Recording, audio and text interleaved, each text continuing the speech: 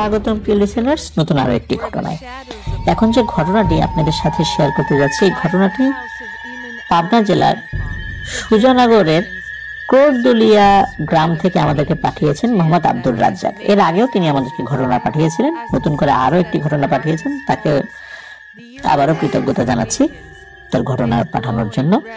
তো যে ঘটনাটি তিনি পাঠিয়েছেন, এই ঘটনাটি তিনি তার নিজ কাকা মোহাম্মদ কাশেম শেখের কাছ থেকে সংগ্রহ করেছেন। আর এই মোহাম্মদ কাশেম শেখ তার মেঝো কাকা। ঘটনাটি যখন ঘটে তখন ওনার বাবা, তার নাম হচ্ছে মরহুম আবুল কালাম আজাদ, তো মানে তিনি এবং তার দুই কাকা যারা তার বাবা থেকে বয়সে ছোট আর কি, তো এরকম তিনজনই এই ঘটনার প্রত্যক্ষদর্শী। তো ঘটনা সময়কাল 1993 কি 95 সাল এরকম একটি সময় আর কি। তখন ওই কাকাদের বয়স হবে 16 থেকে 20-এর মধ্যে বা কম বেশি এরকমটা আর কি। আর এই ঘটনাটি মূলত মানে যার কারণে ঘটেছিল তিনি তারই নিজ দাদা, মানে আব্দুর রাজ্জাক ভাইয়ের নিজ দাদা, তার নাম মরহুম ইমান আলী। ওনার দাদা মরহুম ইমান আলী এবং ওনার বাবা মরহুম আবুল কালাম আজাদ দুজনই মৃত্যুবরণ করেছেন। আমরা তাদের রুহের মাগফিরাত কামনা করি। মূলত ওনার দাদা মরহুম ইমান আলী তিনি একজন পরহেজগার এবং দিনদার ব্যক্তি ছিলেন। তিনি অনেক কিছু জানতেন। তিনি এলাকার অনেক সমস্যা, বিশেষ করে প্যারানরমাল সমস্যা, জিন ভূত প্রেত এই টাইপের অনেক চিকিৎসা করেছেন। আর এই কারণে উনি ওই এলাকার একজন গণ্যমান্য ব্যক্তিও ছিলেন বটে।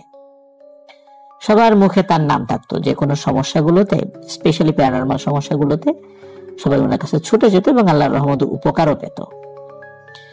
আর এখন যে ঘটনাটি মূলত আমি বলবো, এই ঘটনাটির সাথে বেশ কিছু বিষয় মিল রয়েছে, কিন্তু বেশ কয়েকটা অদ্ভুত ব্যাপারও রয়েছে। প্রথমে আসি ওই বাড়ির ভয়ানক কিছু ব্যাপারে। কথিত আছে ওই বাড়িতে নাকি খুবই শক্তিশালী একটি জিনের আস্তানা রয়েছে, মারাত্মক তার প্রভাব। অনেক বড় বড় অলি বুজুর্গরা এসেছে, কিন্তু তার প্রভাব তেমন একটা খর্ব করতে পারেনি।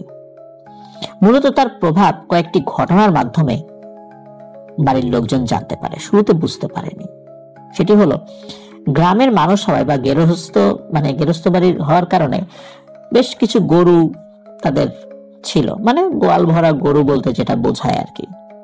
আর রেগুলার গরুর থেকে বাছুর হতো, এই জন্য দেখা যেত যে বেশ অনেক গরুই হয়ে যেত। আর কমই বিক্রি করতেন, কারণ ওই সময় তো ওনারা মোটামুটি গরুর একটা নির্দিষ্ট সময় পর পর বিক্রি করতেন, তো মানে বছর ভরে বিক্রি করতেন না, নির্দিষ্ট সময় কোরবানির সময় বা এই সময়গুলোতে বিক্রি করতেন। আর গরু থেকে দুধও হতো, আর বিভিন্ন কাজেও লাগতো গরুগুলো। তো যাই হোক, হঠাৎ করে একটি ভয়ানক ব্যাপার দেখা গেল। এক রাতে ওই গোয়াল ঘরের মধ্যে যে গরুটি সবচাইতে জোয়ান তাগড়া আর কি, হঠাৎ করে গরুর আওয়াজ শোনা যায়, প্রচন্ড এক চিৎকার। তো চিৎকার শুনে বাড়ির সকলের ঘুম ভেঙে যায়। তো গিয়ে দেখে যে শুরুতে যেটা বলছিলাম, যে ওই গোয়াল ঘরের মধ্যে সবচাইতে জোয়ান তাগড়া যে গরুটা, এই গরুটি মৃত অবস্থায় পড়ে আছে। এবং তার মৃত্যুর কারণ যেটা তারা দেখতে পায়, সেটি দেখে তারা নিজেরাও খুব ভয় পায়। তারা দেখে গরুর ঘাড়ের কাছে ভয়ানক একটি ক্ষত, এবং এই ক্ষতটি মনে হচ্ছে যে একটি মোটা বাঁশের সামনের অংশ চোখা করে প্রচন্ড মানে শক্তি দিয়ে যদি ঘাড়ের মধ্যে ঢুকিয়ে দেওয়া হয়, এই পাশ থেকে ও পাশ দিয়ে বের করে ফেলা হয়, তাহলে মধ্যবর্তী জায়গায় যেরকম একটা গর্ত সৃষ্টি হয়ে যায়, এই পাশ থেকে ওই পাশ দেখা যাচ্ছে গর্ত, মানে এই পাশ থেকে ওই পাশ ফাঁকা হয়ে গেছে, এমন গর্ত হয়ে গেছে। মানে হঠাৎ করে কে এরকম নির্দয় ভাবে এই গরুটিকে হত্যা করলো তারা বুঝতে পারে না। আশেপাশের কোন শত্রু তো এইভাবে হত্যা করার কথা নয়। আর তাছাড়া তাদের ওইরকম কোনো শত্রুও ছিল না যে সেই শত্রু গরুর উপর হামলা করে এরকম কোনো ক্ষতি করবে। আর আরো অদ্ভুত ব্যাপার হলো, যদি কোনো মানুষ ঢুকতো তাহলে একসাথে বেশ কিছু গরু চিৎকার চেঁচামেচি করতো। শুধু একটা গরুরই হঠাৎ করেই উচ্চ শব্দ শুনেছিল, অন্য গরুগুলোর কোনো শব্দ নেই। এটি নিশ্চয়ই স্বাভাবিক কোনো ব্যাপার ছিল না। তো এই ঘটনা একবার যে ঘটেছে তা নয়, বেশ কয়েকবার ঘটেছে। এছাড়াও গভীর রাতে বাড়ির সকলে যখন ঘুমিয়ে যেত তখন ঘরের চালে মনে হচ্ছে শত শত ইট খোয়া এগুলো পড়ছে। যখন ঘর থেকে সবাই বের হয় দেখে না তো ঘরের চালের উপর কোনো ইট খোয়া কিছু নেই। তখন এই আব্দুল রাজ্জাক ভাইয়ের যিনি দাদা, তার নাম হচ্ছে মরহুম ইমান আলী, উনি আবার বলতেন, এই কে তোরা, সাহস থাকে তো সামনে এসে দেখা দে, এভাবে কেন বিরক্ত করিস, এভাবে কেন ক্ষতি করিস। তখন আর কিছু দেখতো না, তবে মাঝে মাঝে অট্টহাসির শব্দ শোনা যেত, কিন্তু সেই শব্দটা সবাই শুনতে পেত না। তো যাই হোক, একবার এক পরিচিত আল্লাহওয়ালা ব্যক্তিকে বাড়িতে ডেকে নিয়ে আসেন তার দাদার পরিচিত। তো ওই ব্যক্তি অনেক কিছু জানতেন। তো তিনি ওই বাড়িতে আসার পর একটি বড় আয়না আনতে বলেন এবং এক গ্লাস পানি আনতে বলেন। এগুলো এনে দেওয়ার পর তিনি কোরআনে কিছু আয়াত পড়ে আয়নার দিকে অনেকক্ষণ তাকিয়ে থাকেন এবং তাকিয়ে থাকার পরে তিনি আব্দুল রাজ্জাক ভাইয়ের দাদার দিকে তাকিয়ে বলেন, সম্ভব না, হবে না, এটা পারবো না আমি। তখন দাদু বলেন যে কত টাকা লাগবে বলেন, 1 লাখ 2 লাখ? ওই সময়ে কিন্তু 1993, 94, 95 সালের দিকে 1 লাখ টাকা কিন্তু কম টাকা না। এখন 1 লাখ টাকা হয়তো অনেকের কাছেই কিছু মনে হবে না, কিন্তু ওই সময় 1 লক্ষ টাকায় কিন্তু অনেক টাকা পাওয়া অনেক কিছু পাওয়া যেত। ওই সময়ে মরহুম ইমান আলী ওই ব্যক্তিকে 1 লাখ 2 লাখ উনি যত টাকা চান দিতে চেয়েছিল, যে তারপরে সমস্যা থেকে আমরা রক্ষা পেতে চাই। কিন্তু সেই হুজুর বলেছিলেন এ টাকা নিয়ে কোনো লাভ হবে না, কারণ হলো টাকায় এই কাজ হবে না। কারণ এখানে এমন এক শক্তিশালী জিনের সর্দার বসবাস করে যে কোনো মানুষের পক্ষে তার সঙ্গে মোকাবেলা করা অত্যন্ত দুরূহ কাজ হবে, এবং যে কাজ করতে যাবে তারই অনেক বড় ধরনের ক্ষতি হবে। তো যাই হোক,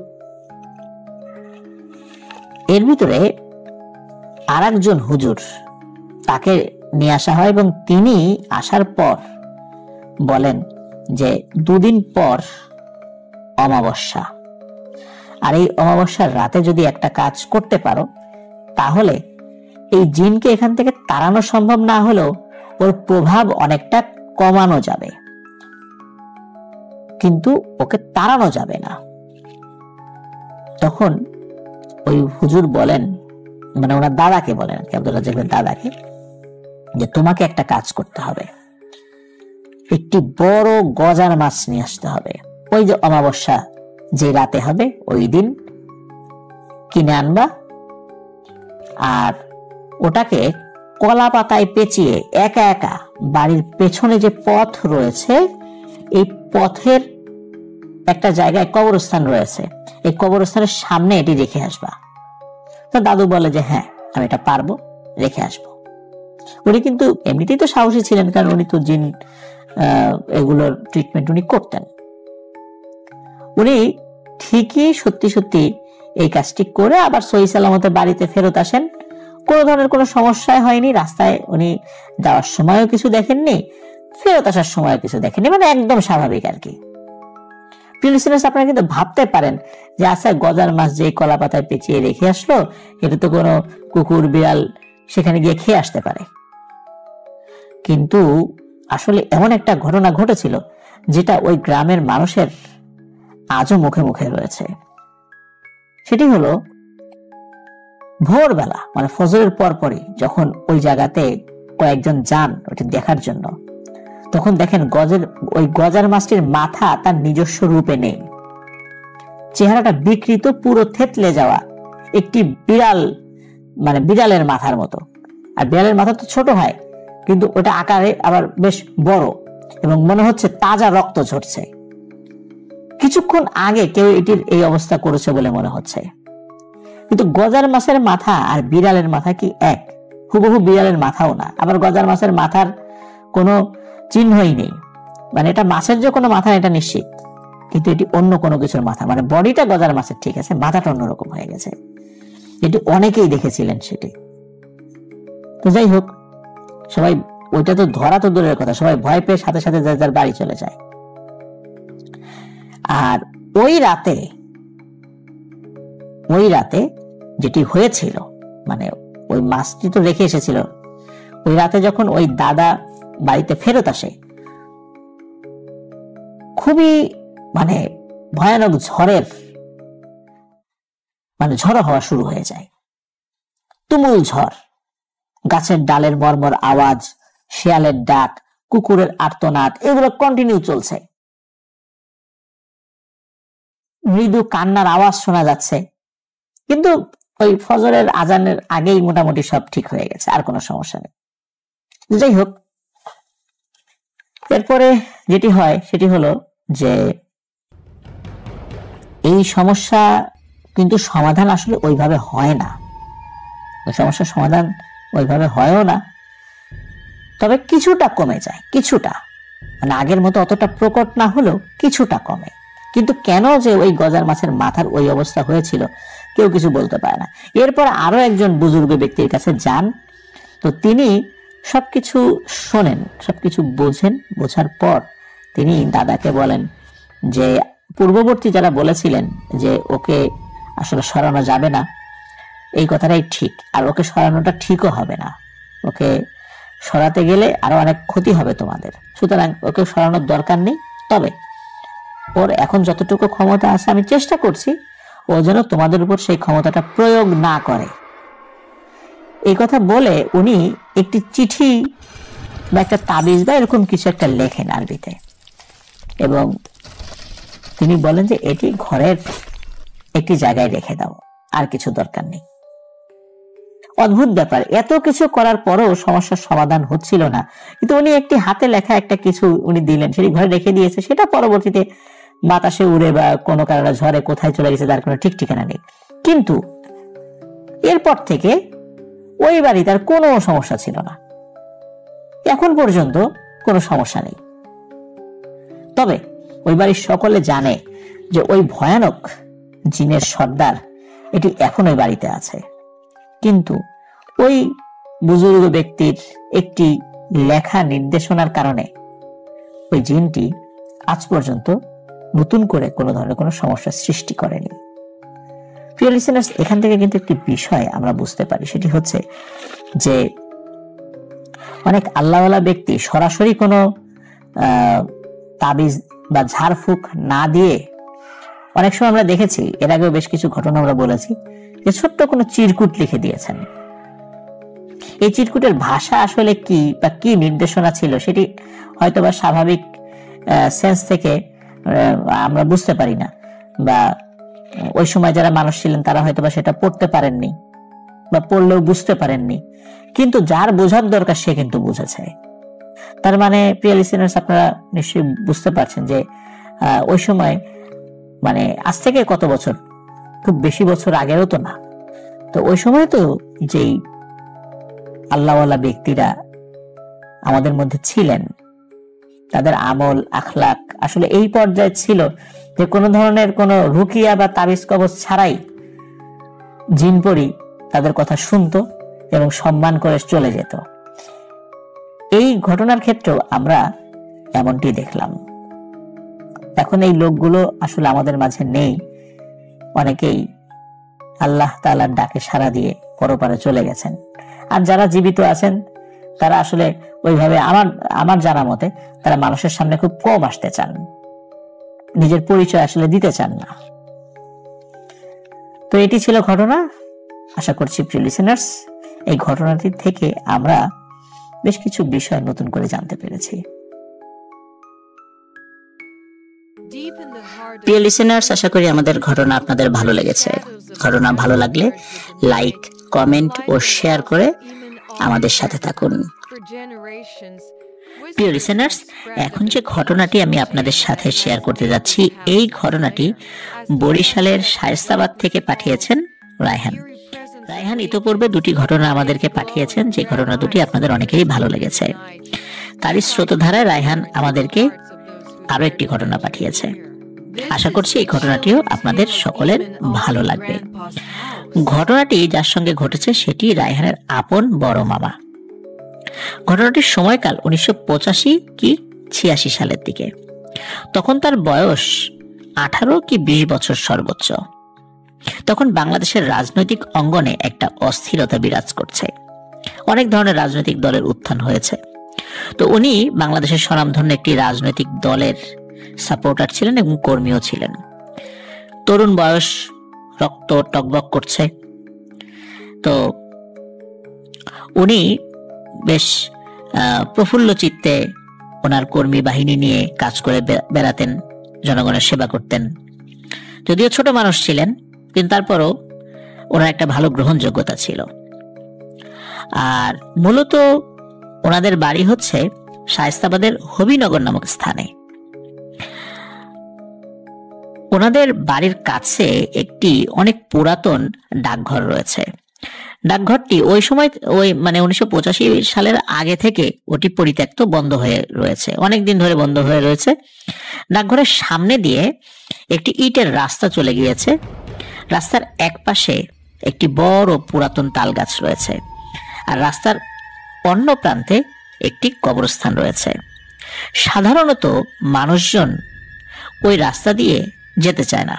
দিনের বেলা টুকটাক গেলেও সন্ধ্যার পর তো একদমই নয়। যদি একসাথে অনেক মানুষ থাকে সেক্ষেত্রে ওদিক দিয়ে আসা যাওয়া করে, তবে পারতপক্ষে মানুষ সন্ধ্যার পরে ওদিক দিয়ে আসা যাওয়া করে না।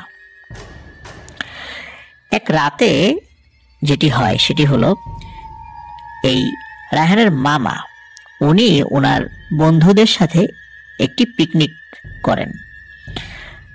ওনার বাবার আবার একটা কড়া নির্দেশনা ছিল, যত যাই হোক সন্ধ্যার পরে বাড়িতে আসতে হবে।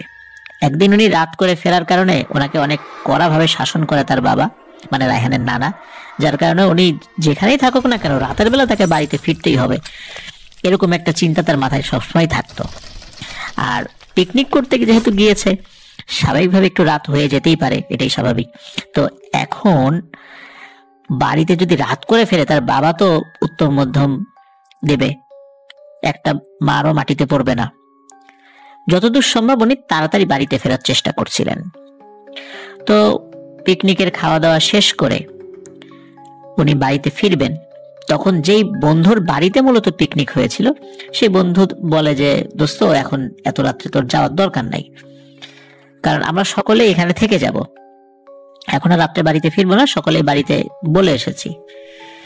তো যেই বন্ধুর বাড়িতে পিকনিক ছিল তার নাম হচ্ছে পিন্টু। তো সকলেই বলে এসেছে যে পিন্টুর বাড়িতে আজকে রাত্রে থাকবো, এই জন্য কারো বাবা মার কোনো চিন্তা নেই। কিন্তু এখন রায়হানের মামার তো বাড়িতে যেতেই হবে, তার বাবার কাছে বলারই সুযোগ নেই যে সে রাত্রে অন্য কারো বাড়িতে থাকবে, মানে স্পষ্টভাবে নিষেধ ছিল এবং কড়া ভাষায় বলে দেওয়া ছিল যে কোনোভাবেই অন্যের বাড়িতে রাত থাকা যাবে না। এই কারণে উনি ওই পিন্টুকে বলে যে, দোস্ত সম্ভব না, আমাকে বাড়িতে যেতেই হবে, না হলে খবর আছে একদম আমার। যাই হোক, যেহেতু ওনাকে যেতেই হবে তাই তারা আর আটকায় না। তো ওদিকে কি করে, ওনাকে একটা টর্চ লাইট দিয়ে দেয় যে, যাবি যখন টর্চ লাইটটা নিয়ে যা, আমরা যেহেতু সাথে কেউ এগিয়ে যেতে পারবো না, তো তাহলে তুই টর্চ লাইটটা নিয়ে যা, কোনো সমস্যা হবে না। তো উনি ওই পিন্টুদের বাড়ি থেকে বেরিয়ে পড়ে। তো ওই শায়েস্তাবাদের কাছাকাছি জায়গা থেকে ওই হবিনগর যাওয়ার পথে বেশ কয়েকটি জায়গা পড়ে। এই বেশ কয়েকটি জায়গার মধ্যে একটি জায়গায় ওই ডাকঘর অবস্থিত। আর ওনাকে কিন্তু সবসময় বলা হয়েছে, অনেক মানুষ বলেছে যে সন্ধ্যার পরে কোনোভাবেই ওই রাস্তা দিয়ে না আসতে। আর ওনাকে আবার যেই বিষয়টি নিষেধ করা হতো সেটি উনি বেশি করে করতেন। মানে তরুণ বয়স তো, আবার রাজনীতি করেন, যার কারণে কারো নিষেধ শুনলে মানে হয়তোবা চিন্তা করতে পারো সে নিষেধ করলো, শুনলাম, আমার হয়তোবা একটু সম্মান কমে গেল, মানে আছে না এরকম, আমরা এরকম চিন্তা করি। তো টকবকে তরুণ সাহসী মানুষ, কিসের ভয়? উনি চিন্তা করেছেন যে এগুলো হলো মানুষের বানানো কথাবার্তা, যে রাস্তায় ভয় আছে, ধর এগুলো আবার কি, এরকম চিন্তা করেছে। ওই চিন্তা থেকেই উনি কিন্তু কখনোই যে ভয় পাবেন বা ওই রাস্তাতে আসবেন এরকম মানে এইটা মাথায় আনতেন না। উনি চিন্তা করেছেন যে এই রাস্তা আমার বাড়ির কাছে, বাড়িটা কাছে হয়, শর্টকাট হয়, আমি এদিক দিয়েই যাব, আর টর্চ লাইট আছে, সমস্যা কি? উনি টর্চ লাইট নিয়ে ওই রাস্তা দিয়েই আসছেন। অনেক পুরাতন পরিত্যক্ত ডাকঘর কিন্তু এটা। তো উনি যখন ওই ডাকঘরের কাছাকাছি এসেছেন, ওই যে বলেছিলাম শুরুতেই যে রাস্তার অপোজিট পাশে একটি বড় তাল গাছ রয়েছে, তো উনি তাল গাছের যখন কাছাকাছি এসেছেন তখন উনি হঠাৎ করে খেয়াল করেন ওই তাল গাছের অপোজিট পাশে, মানে রাস্তার ওপাশে, সেখান থেকে একটা কালো মানুষের মতো অবয়ব মনে হচ্ছে আর কি তার কাছে, সেটি হেঁটে এসে, মানে হেঁটেছে একটু দ্রুত গতিতে হেঁটেছে, হেঁটে এসে তাল গাছ বেয়ে একদম তাল গাছের মাথায় উঠে গেল। উনি চিন্তা করলেন, কি রে, কি হলো, এটা কি গেল, এটা কি দেখলাম? একটা মানুষ এত দ্রুত তাল গাছে উঠতে পারে, আর এত রাত্রেবেলা এটা কে? উনি কিন্তু কোনো ভূত প্রেত চিন্তা করেননি, উনি চিন্তা করেছেন এইটা হলো একটা চোর হবে। ওই সময় আবার ভাদ্র মাস, আর ভাদ্র মাসে কিন্তু তাল পাকে। তো উনি চিন্তা করেছেন যে ভাদ্র মাস যেহেতু গাছে পাকা তাল আছে, এইটা হলো তাল চোর, তাল চুরি করতে আসছে। ওই চিন্তা করে উনি তাল গাছের আরেকটু কাছে গিয়ে ওনার হাতে থাকা যে টর্চ লাইট, সেই টর্চ লাইটটা তাল গাছের মাথার দিকে মেরেছেন, যে চোরটাকে একটু দেখি। উনি টর্চ লাইট মেরে কাউকে দেখতে পান না, মানে ওখানে কেউ নেই। তখন উনি চিন্তা করেন, কি রে, মাত্র না আমি একজনকে ওঠা দেখলাম, তাল গাছের আশেপাশে তো অন্য কোনো গাছ নেই যে লাফ দিয়ে সেই গাছে চলে যাবে আমাকে দেখে, থাকলে তো তাল গাছেই আছে, কিন্তু কোথায় গেল? উনি আবার খুব ভালো করে তাল গাছের সাইড দিয়েও মারছেন, মানে টর্চ লাইট মারছেন, সাইড দিয়ে বলতে সাইডে গিয়ে উপর দিকে মারছেন টর্চ লাইট, যাতে করে ঘুরে ঘুরে দেখা যায় যে কোথাও আছে কিনা, তালের পাতার আড়ালে লুকিয়ে আছে কিনা। উনি কাউকে দেখতে পান না। উনি বেশ অবাক হন, ভয় পাননি, তো বেশ অবাক হয়েছেন। উনি ওখান থেকে চলে আসেন। চলে এসে যখন বাড়ির দিকে আবার পা বাড়িয়েছেন, হঠাৎ করে ওনার কাছে মনে হয় যে খুব করুণ একটা বাঁশির সুর কিন্তু খুবই মৃদু আওয়াজে ভেসে আসছে ঠিক ওই ডাকঘরের ভেতর থেকে। উনি যখন ওইদিকে তাকান, তখন ডাকঘরে যে জানালাটা রয়েছে, ওই জানালার ফাঁকা দিয়ে আবছা আলো দেখতে পান।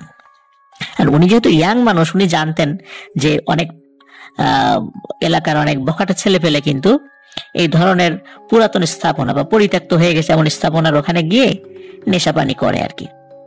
উনি চিন্তা করেছেন যে এলাকায় কে, এরকম তো চিনি না যে রাতের বেলা এইভাবে কেউ নেশা টেশা করে, বিশেষ করে এই জায়গায় এসে, তো দেখি তো কে ওখানে। উনি টর্চ জ্বালাননি, পা টিপে টিপে যখনই ওই ডাকঘরের জানালার কাছে গিয়েছেন, তখনই ওই বাঁশির সুর বন্ধ হয়ে গেছে এবং ওই যে ভেতর থেকে এক ধরনের আলো ভেসে আসছিল, ওই আলোটি আর নেই। উনি চিন্তা করেন যে কি ব্যাপার, কি শুনলাম, কি দেখলাম, হয়তো আমার মানে শোনার ভুল, দেখার ভুল, এই চিন্তা করে উনি আবার বাড়ির দিকে যেতে থাকেন। কিছুটা পথ আগানোর পরেই, শুরুতেই বলেছি, ওই ডাকঘরের কাছেই রাস্তার এক পাশে কবরস্থান রয়েছে। তো উনি যখন ওই কবরস্থানের কাছাকাছি গিয়েছেন, চাঁদের আলোতে স্পষ্টভাবে উনি দেখতে পান ওখানে ওই কবরস্থানের ভেতরে একটা কবরের উপরে একটা অবয়ব দাঁড়িয়ে আছে। এটা হচ্ছে সেই অবয়ব একটু আগে যাকে দেখেছিল।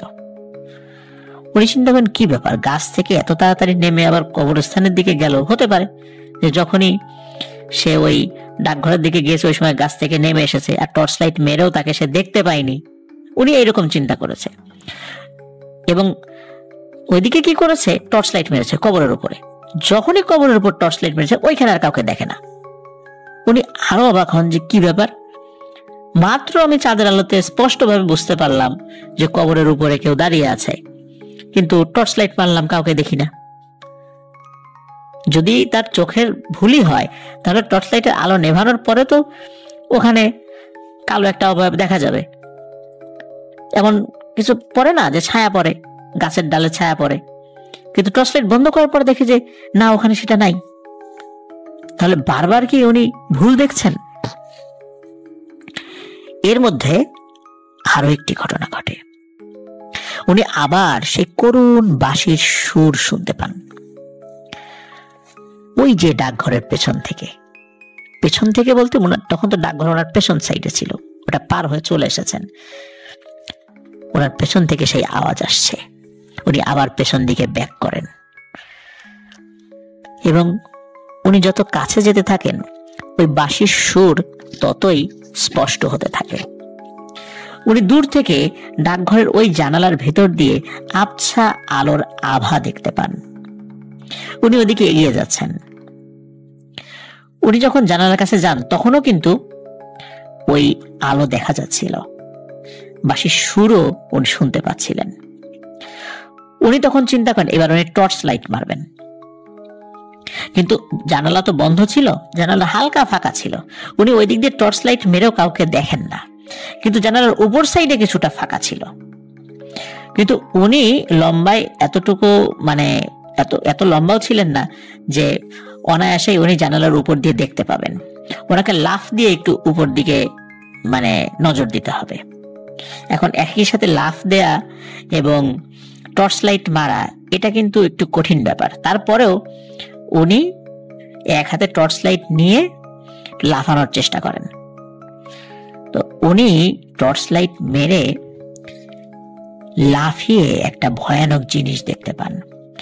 এবার তিনি টর্চ লাইট মেরে ওই অবয়বটিকে দেখতে পান। উনি দেখতে পান এটি আসলে কোনো মানুষ নয়, একটা প্রাণীর মতো, মোটাসোটা একটা প্রাণীর মতো ওই রুমের মধ্যে থেকে লাফ দিয়ে আর একদিকে চলে গেল। উনি ওই জিনিসটা দেখে ভয় পেয়েছিলেন। উনি বুঝতে পারলেন যে উনি এতক্ষণ কোনো মানুষের পিছু নেননি, বা এতক্ষণ যেই শব্দগুলো বা আলো বা অবয়বগুলো দেখছিলেন এগুলো আসলে ছিল একটা মায়াজাল। মানুষ যেটা বলে যে এই রাস্তায় ভয় আছে, এই ডাকঘরের মধ্যে ভয় আছে, এটাই সত্য। উনি দ্রুত ওখান থেকে বাড়ির দিকে যাওয়া শুরু করেন। বাড়ির কাছাকাছি আসার পর হঠাৎ করে ওনার সামনে সেই অবয়বটিকে উনি দেখতে পান। উনি সেটাকে পাশ কাটিয়ে দৌড় দেন এবং উনি পেছন দিকে তাকিয়ে দেখছেন যে ওই অবয়বটি কি করে। আর উনি তো বাড়ির দিকে দৌড় দিচ্ছেনই। উনি ওই পেছন দিকে তাকিয়ে দেখতে পান ওই অবয়বটি এমন জোরে একটা দৌড় দিল, কয়েক সেকেন্ডের মধ্যে ওনার কাছে চলে আসে এবং এসে লাঠি বা কিছু একটা দিয়ে, কি দিয়ে যে আঘাত করেছে এটা ঠিক বলতে পারে না, লাঠি বা কিছু একটা দিয়ে তার কাঁধে আঘাত করে, বা কাঁধে আঘাত করে। ওই আঘাত খেয়ে উনি সাথে সাথে মাটিতে লুটিয়ে পড়েন এবং তার আর কোনো সেন্স ছিল না। ফজরের আজান যখন দিয়েছে তখন তার সেন্স ফেরে এবং ওই সেন্স ফিরে উনি দেখতে পান উনি যেখানে ছিলেন ওখানেই পড়ে আছেন, তখনও মানুষজন আসেনি। উনি আরো ভয় পান, কিন্তু কি আর করা, উনি ওইখান থেকে উঠে বাড়িতে চলে যান। বাড়িতে যাওয়ার পরে ঘরের দরজা নক করেন। তো কয়েকবার নক করার পরে ওনার আম্মা দরজা খুলে দেন এবং এই যে ঘটনাটা ঘটেছে এটা ওনার বাবা মা কাউকে উনি বলেন না। তার মাকে বলেন যে আব্বা জিজ্ঞাসা করলে বলবা যে রাত্রেই চলে আসছি। তো যেহেতু সে চলে আসছে এই জন্য তার মা কিছু বলে না। আসলে ওই ভোরবেলা আর কি বলবে, রাগারাগি কি করবে, সে তার ঘরে গিয়ে শুয়ে পড়ে। সকাল থেকে এই যে তাকে ডাকাডাকি করা হচ্ছে সে তো আর ওঠে না। বাড়ির লোকজন গিয়ে দেখে ভয়ানক জ্বর, খুবই খারাপ অবস্থা। আর ওনার শরীরের বা অংশ বা কাঁধ থেকে নিচের অংশ উনি নড়াতে পারছেন না, প্যারালাইজড হয়ে গেছেন। কি ব্যাপার, কি হলো? তখন তার মা বাবা জিজ্ঞাসা করে, তার বাবা এসেছে রায়হানের নানা, কি হয়েছে, তখন সব ঘটনা খুলে বলেন। এই বিষয় শুনে রায়হানের নানা খুবই ক্ষিপ্ত হন তার মামার উপরে। সে ওই অবস্থাতেই তাকে মারতে উদ্যত হন। কিন্তু যাই হোক, রায়হানের নানি মানে ওনার মামার মা আর কি, সে ওই অবস্থাতে তার হাজবেন্ডকে থামিয়ে দেয় যে এই অবস্থাতে রাগারাগি করো না, এখন দ্রুত চিকিৎসা করার দরকার। তখন সে বলে যে তাকে বারবার নিষেধ করছে ওই দিক দিয়ে না আসতে, তারপরও সে কেন ওই দিক দিয়ে আসলো। ওর সাহস বেশি। এই যে এখন কি হলো অবস্থা, এখন যদি সে সুস্থ না হয় তাহলে কি হবে, বাকি জীবন সে কিভাবে কাটাবে? একটা ইয়াং মানুষ যদি এইভাবে প্যারালাইজড হয়ে পড়ে থাকে। তো যাই হোক, তাকে দ্রুত একজন ভালো হুজুরের কাছে নিয়ে যাওয়া হয়। তো হুজুর তাকে দেখে বলেন যে তোমার এত সাহস মানে কে দেখাতে বলেছে? তুমি জানো যে ওই জায়গাতে এরকম সমস্যা আছে, এবং অত্র এলাকার সবাই জানে ওই জায়গাটাতে একটা ভয়ানক পিশাচ থাকে, রাত্রে দিক দিয়ে হাঁটা চলা করে। তুমি দেখলে যে রাস্তার এক পাশ থেকে আরেক পাশ চলে গেল, তাল গাছে উঠেছে, তোমার তাল গাছে লাইট মারার দরকার কি? তারপরে কবরস্থানের উপর দেখলা, সেদিকে লাইট মারার দরকার কি? শব্দ শুনলা যে ডাকঘরের ভেতর থেকে বাঁশির আওয়াজ আসছে, তোমার ওদিকে যাওয়ার দরকার কি? বারবার টর্চ মারার দরকার কি? তুমি বারবার তাকে বিরক্ত করেছো, এই জন্য সে আরো বেশি ক্ষিপ্ত হয়েছে। শুরুর দিকে তোমার বয়স কম দেখে তোমাকে ছেড়ে দিয়েছিল, কিন্তু তারপরও তুমি বারবার তাকে বিরক্ত করেছো, এই জন্যই সে তোমাকে আঘাত করেছে। আর এটা প্যারালাইজড না, তুমি সুস্থ হয়ে যাবে। তো ওই হুজুর তাকে ঝাড়ফুঁক করে দেন। তিনি মোটামুটি সপ্তাহখানেকের মধ্যে পরিপূর্ণভাবে সুস্থ হয়ে যান। বর্তমানে তিনি প্রবাসী, দীর্ঘদিন ধরে প্রায় 15-16 বছর ধরে তিনি প্রবাস জীবনে আছেন। তিনি ভালো আছেন, এরপরে তার সাথে আর কোনো সমস্যা হয়নি। তো রায়হান ওই ডাকঘরের ছবি আমাদেরকে পাঠিয়েছেন। প্রিয় লিসেনার্স, আমাদের কমিউনিটি পোস্টে এই ছবিটি আপনারা দেখতে পাবেন। প্রিয় লিসেনার্স, আশা করছি রায়হানের পাঠানো এই ঘটনাটি আপনাদের ভালো লেগেছে। প্রিয় লিসেনার্স, আশা করি আমাদের ঘটনা আপনাদের ভালো লেগেছে। ঘটনা ভালো লাগলে লাইক, কমেন্ট ও শেয়ার করে আমাদের সাথে থাকুন। স্বাগতম প্রিয় লিসেনার্স আরো একটি নতুন ঘটনায়। এখন যে ঘটনাটি আমি বলবো, এই ঘটনাটি আমাদেরকে পাঠিয়েছেন মোহাম্মদ মশিউর রহমান মাসুদ ভাই। তার বাড়ি ময়মনসিংহ জেলার ফুলপুর থানায়। উনি ছাত্র জীবনেই টুকটাক পশুর চিকিৎসা করতেন, লেখাপড়াও করতেন, পাশাপাশি এই পশু চিকিৎসাও উনি শিখেছিলেন। আর এই কারণে গ্রামে ওনার পশু চিকিৎসক হিসেবে বেশ কদরও ছিল। আর ঘটনাটি ঘটেছিল এখন থেকে মাত্র 4 বছর আগে, 2018 সালে। ওনাদের গ্রাম অঞ্চলে পশু চিকিৎসকরা বিশেষ করে গরু অসুস্থ হলে গরুর যারা চিকিৎসক তাদেরকে খুঁজতেন। এই জন্য পশু চিকিৎসকদের ভালো একটি কদর ছিল। সাধারণত গরুর মালিক ফোন করে তাদেরকে ডেকে নিয়ে যেতেন, আর তারা বাড়িতে গিয়ে ওই পশুর চিকিৎসা করে থাকতেন। স্পেশালি গরুরটাই বেশি, অন্যান্য জিনিসগুলো কম থাকতো আর কি। তো সাধারণত যখনই ডাক পড়তো তখনই যেতে হবে, দিন রাত এটার কোনো বিষয় থাকতো না আর কি। মানে যখনই রাত, মানে দিন হোক রাত হোক, যখনই ফোন দেবে তখনই যেতেই হবে। এটাই মূলত এখনো আমি দেখেছি যে পশু চিকিৎসকরা এভাবেই ছুটে যান। তো ঘটনা যে রাতে ঘটেছিল, ঘটনার দিন ওনার আসলে তেমন কোনো কাজ ছিল না, সারাদিন উনি এমনিতেই ঘুরে ঘুরে বেরিয়েছেন আর কি। আর সন্ধ্যার পর, এশার নামাজের পর ওনাদের বাড়ির কাছে পাগলা চৌরাস্তা মোড় আছে, সেখানে কিছু সময় বন্ধু বান্ধবদের সাথে আড্ডা দিয়ে আনুমানিক রাত 9টার দিকে উনি বাসায় চলে আসেন। এমনিতে ঠান্ডা ছিল তখন, নভেম্বর মাসের মানে একটা সময় চলছিল আর কি, ঠান্ডা ঠান্ডা পড়েছে। তো নর্মালি উনি খুব কম ঘুমাতেন, মানে ওই বারবার রাতের বেলা ফোন আসে, তো এইভাবে প্রতিদিন রাতের বেলা 2-3টা করে যদি ফোন আসে তাহলে একটা মানুষের ঘুম কিন্তু নষ্ট হয়ে যায়। আর এইভাবে বেশ অনেকদিন ধরে অল্প অল্প করে ঘুমাতে ঘুমাতে রাতের বেলা ওনার ঘুম খুবই হালকা এবং ঘুম আসেও দেরিতে। কিন্তু ওই দিন কোনো কারণে খুব ঘুম পাচ্ছিল। তো উনি ঘুমিয়ে যান। ঘুমিয়ে যাওয়ার পর রাত 12টার দিকে হঠাৎ একটা ফোন আসে। ফোন আসার পর একজন নারী কণ্ঠে তাকে ফোন করেন। ফোন করার পর তার কণ্ঠটা চিনতে পারেন তিনি একদম পাশের গ্রামেরই তার একজন ভাবি। হঠাৎ করে বলছেন যে তার হাজবেন্ড গঞ্জে গিয়েছিল কিন্তু এখনো ফেরেননি, কিন্তু তার গরুটার খুব অবস্থা খারাপ, দ্রুত আসতে।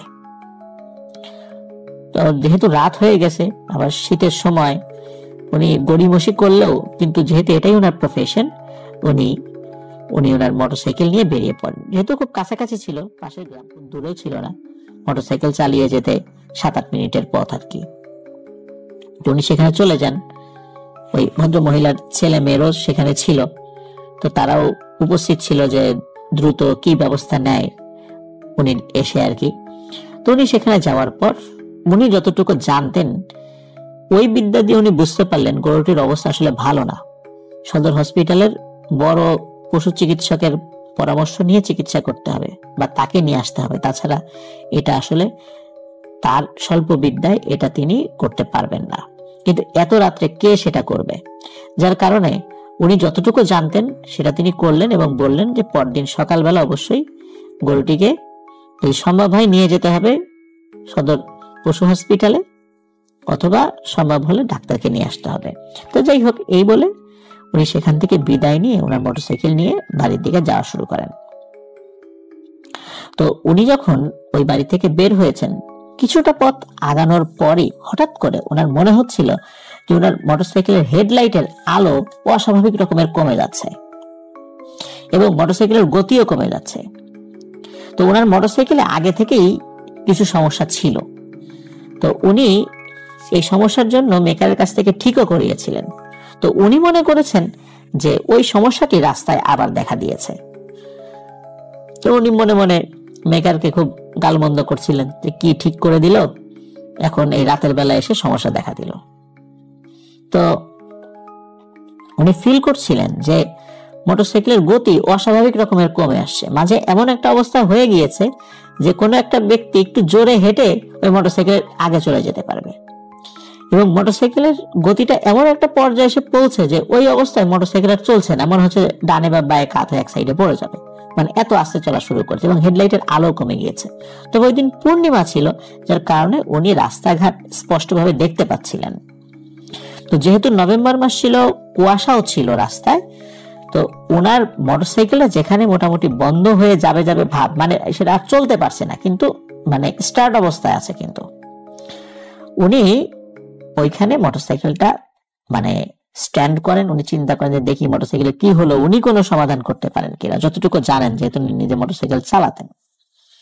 তো উনি টুকটাক মানে চেষ্টা করছিলেন যে মোটরসাইকেলের সমস্যাটা ধরার জন্য, যদিও জানতেন মোটরসাইকেলের সমস্যা আগে কি হয়েছিল, কিন্তু উনি সেটা মানে পরখ করে দেখেন যে না, মোটরসাইকেলের ওই যে জিনিসটা সমস্যা ছিল সেটা ঠিক আছে, কিন্তু তাহলে মোটরসাইকেল হঠাৎ করে এই সমস্যাটা দেখা দিল কেন, এটা উনি চিন্তা করছিলেন। আর ভাবছিলেন যে আবার হয়তো বা মোটরসাইকেলে বড় কোনো মেরামত করাতে হবে। এই চিন্তা করতে করতে উনি ভাবলেন যে বাড়ির কাছাকাছি তো চলে আসছি, খুব বেশি দূরে না, তো মোটরসাইকেলটা ঠেলেই নিয়ে যাই, এই চিন্তা করছেন। মোটরসাইকেল স্টার্ট কিন্তু তখনও বন্ধ হয়নি, হেডলাইটের আলো মোটামুটি হালকা পাতলা জ্বলছে আর কি। তো যখনই উনি ঠেলে নিয়ে যাবেন বলে মনস্থির করেছেন এবং মোটরসাইকেলের যেই হ্যান্ডেল সেটা ধরেছেন 2 হাত দিয়ে, তখন উনি সামনে কুয়াশার মধ্যে কিছু একটা দেখতে পান। ওনার কাছে মনে হলো সাদা কাপড় পরা কেউ একজন শুয়ে আছে। তো উনি চিন্তা করেন কি ব্যাপার, রাতের বেলা এটা কি ঠিক দেখছি না ভুল দেখছি, সামনে কে, এই চিন্তা করেন উনি। তো যেহেতু বাইক উনি নিয়ে যাবেন, ঠেলে ঠেলে নিয়ে যাবেন, তো ওনার আবার একটু দেখাও দরকার যে আসলে জিনিসটা কি। যেহেতু মাত্র 10-12 হাত দূরে ছিল, উনি বাইকটা ওখানে রেখেই একটু হেঁটে এগিয়ে যান যে সামনে জিনিসটা কি একটু দেখি। উনি এগিয়ে গিয়ে দেখতে পান সেখানে একটি লাশ রেখে দেয়া। লাশটি কাফনে মোড়ানো, পায়ের দিকটা বাঁধা, বুকের উপরে বাঁধা, কিন্তু মাথার দিকটা খোলা, ঠিক যেমনটা বাস্তব লাশ কাফনে মোড়ানোর পরে যেমনটা হয়। ঠিক তেমন। তো উনি চিন্তা করলেন যে কি ব্যাপার, এত রাত্রে লাশ এখানে কেন? গ্রামের কেউ মারা গেলে তো মাইকিং হয়, মোটামুটি সবাই জানতে পারে, তো লাশ এখানে। তো উনি কিন্তু মানে শুরুর দিকে কিছুটা ভয় পেয়েছেন, মানে খুব যে ভয় পেয়েছেন তা না, উনি মানে অন্যরকম চিন্তা করছেন। আর মোটরসাইকেলে যে এরকম আস্তে আস্তে চলছিল, এটা নিয়ে কিন্তু ওনার বিন্দু মাত্র কোনো প্যারানরমাল বিষয় মনেই হয়নি।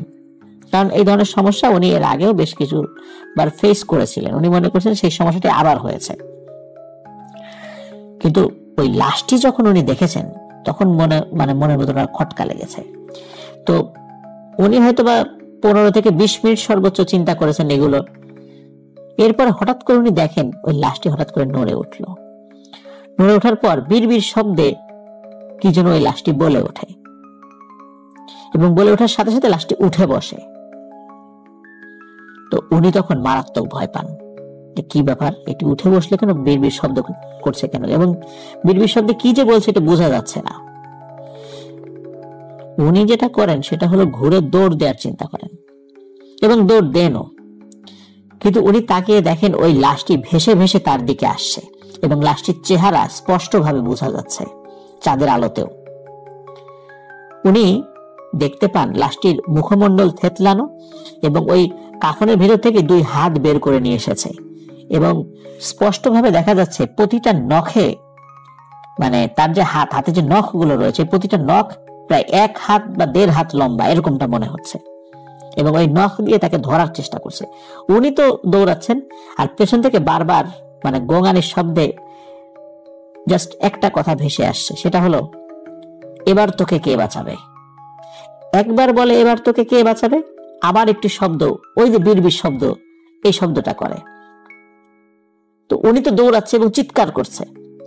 উনি চিৎকার করতে করতে হঠাৎ করে মানে উনি ফিল করেন যে পেছনে তো এই সমস্যা তো আছেই, কিন্তু এত সময় যে উনি বাইক চালিয়ে এসেছেন যেই বাড়ির পাশ দিয়ে, উনি তো সেই বাড়ির পুকুরের কাছেই আছেন, এবং ওনার মোটরসাইকেলটা কিন্তু ওই পুকুরের থেকে খুব বেশি দূরে না। তো উনি ভাবতে থাকেন, কি ব্যাপার, আমি যে এত সময় বাইক চালিয়ে আসলাম, ওই বাড়ির সীমানাই তো পার হতে পারিনি। মোটরসাইকেলটা আমি বেশ কয়েক মিনিট চালিয়ে এসেছি ফুল স্পিডে, তারপরে এসে তো গতি কমে গেছে, এমনটা তো হওয়ার কথা না। তো এগুলো ভাবছেন, আর পেছন থেকে কিন্তু ওই মানে শব্দ পাচ্ছেন, যে এবার তোকে কে বাঁচাবে। একবার বলে আর একবার বিড়বিড় বিড়বিড় করে অস্পষ্ট ভাষায় কিছু ভেসে আসে। উনি প্রচন্ড জোরে চিৎকার করতে থাকেন, কিন্তু ওনার মনে হচ্ছিল ওনার গলা দিয়ে শব্দ বের হচ্ছেই না। তো এভাবে চিৎকার করতে করতে উনি হঠাৎ করে দেখেন যে একটি বাড়ির দরজা খোলা, এবং দরজার সামনে 2 জন মানুষ দাঁড়িয়ে আছে, একজন মহিলা একজন পুরুষ। তো একজনের হাতে হারিকেন। উনি ওই বাড়ির সামনে গিয়ে সেন্সলেস হয়ে পড়ে যান। ওনার জ্ঞান ফেরে সকালবেলা জ্ঞান ফেরার পর উনি দেখতে পান যে উনি একটি বাড়িতে মানে শুয়ে আছেন। তো ওনার পরিবারের লোকজন এসেছে সকালবেলা, অত রাত্রে তো, আর ওনারা আসলে চেষ্টা করেছিলেন তার জ্ঞান ফেরানোর জন্য, পারেননি। ওই রাত্রেবেলা ওনার পরিবারের লোকজন এসেছে, কিন্তু যেহেতু ঠান্ডার রাত, আর ওই বাড়িতে মোটামুটি তার রাখার ভালো ব্যবস্থা ছিল, এই জন্য বলেছিল যে রাতটা থাক, সকালে নিয়ে যান। তো সকালে যখন জ্ঞান ফিরে ওনার পরিবারের সদস্যদেরকে দেখতে পান, তখন ওই লোকেরা বলে যে তারা ঘুমিয়েছিল রাত তখন আনুমানিক 2:30টা, কারণ ওই গরুটার মোটামুটি রকমের একটা ট্রিটমেন্ট করে ওনার ব্যাক করতে করতে রাত 2:30 বেজে গিয়েছিল। তো রাত 2:30 কি 2:45 এরকম একটা সময় প্রচন্ড জোরে চিৎকার চেঁচামেচি শোনেন, যে কোন একজন লোক চিৎকার করছে বাঁচাও বাঁচাও বলে।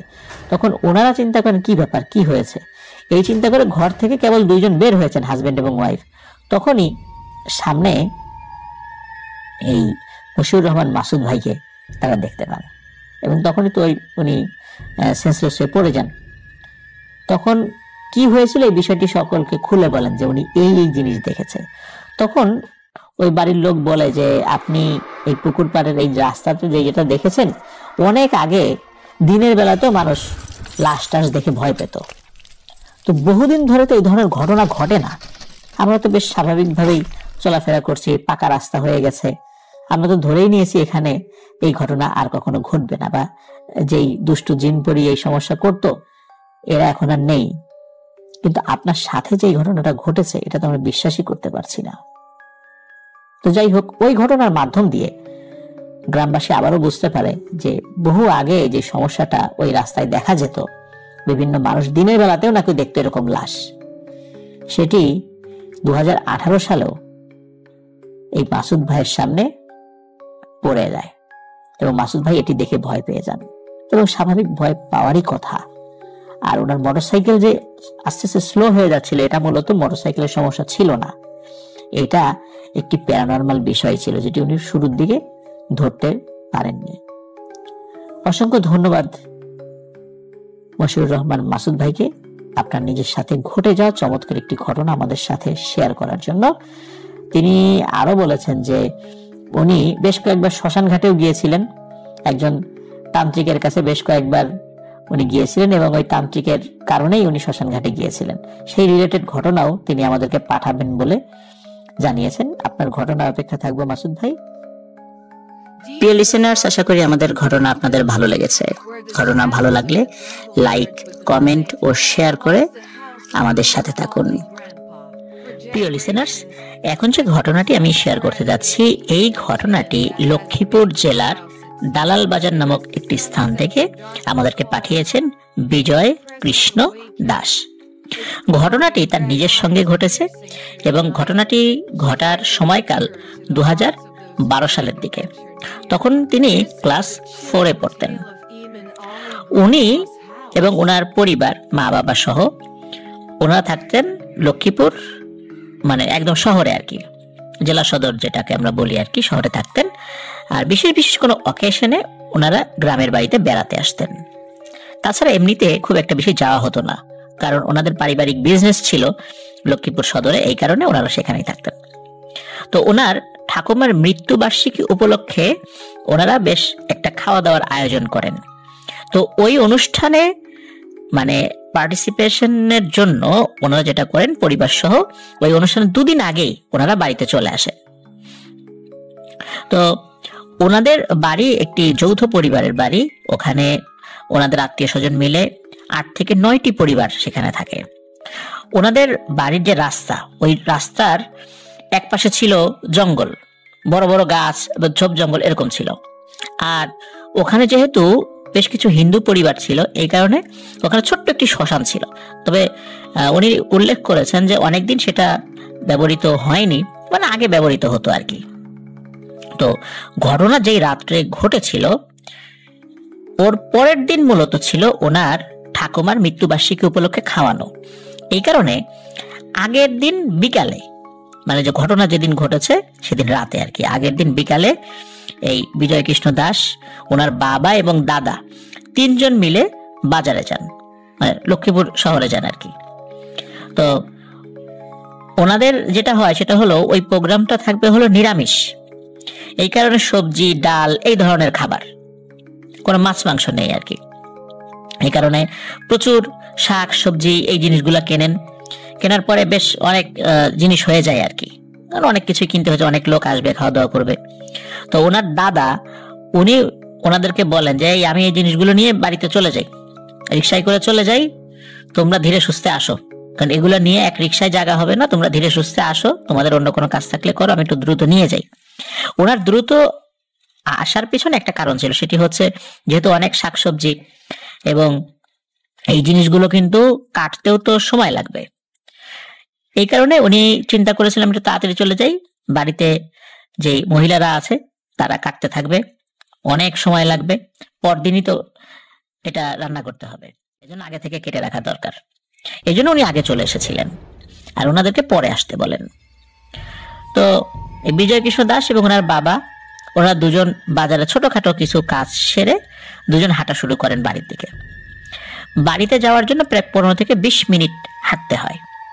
তো এর মধ্যে হঠাৎ করে এই বিজয় কৃষ্ণ দাসের যিনি দাদা, যিনি আগে বাড়িতে চলে গিয়েছিলেন, তিনি ফোন করেন বিজয় কৃষ্ণ দাসের বাবার কাছে, মানে দাদা ফোন করেন তার ছেলের কাছে, মানে বিজয় কৃষ্ণ দাসের বাবার কাছে আর কি, যে বাজারে গিয়ে অনেকগুলো জিনিস কেনা হলো, বেশ কয়েকটি জিনিস ওই সময় কেনা হয়নি, মনের ভুলে সেটা মানে কেনা হয়নি। এই জন্য ওনাদেরকে আবার বলেন ওই জিনিসগুলো কিনে আনতে। এটা খুব ছোট ছোট জিনিস ছিল, কিছু মশলা ছিল, এরকম আর কি, একদম সিম্পল জিনিস।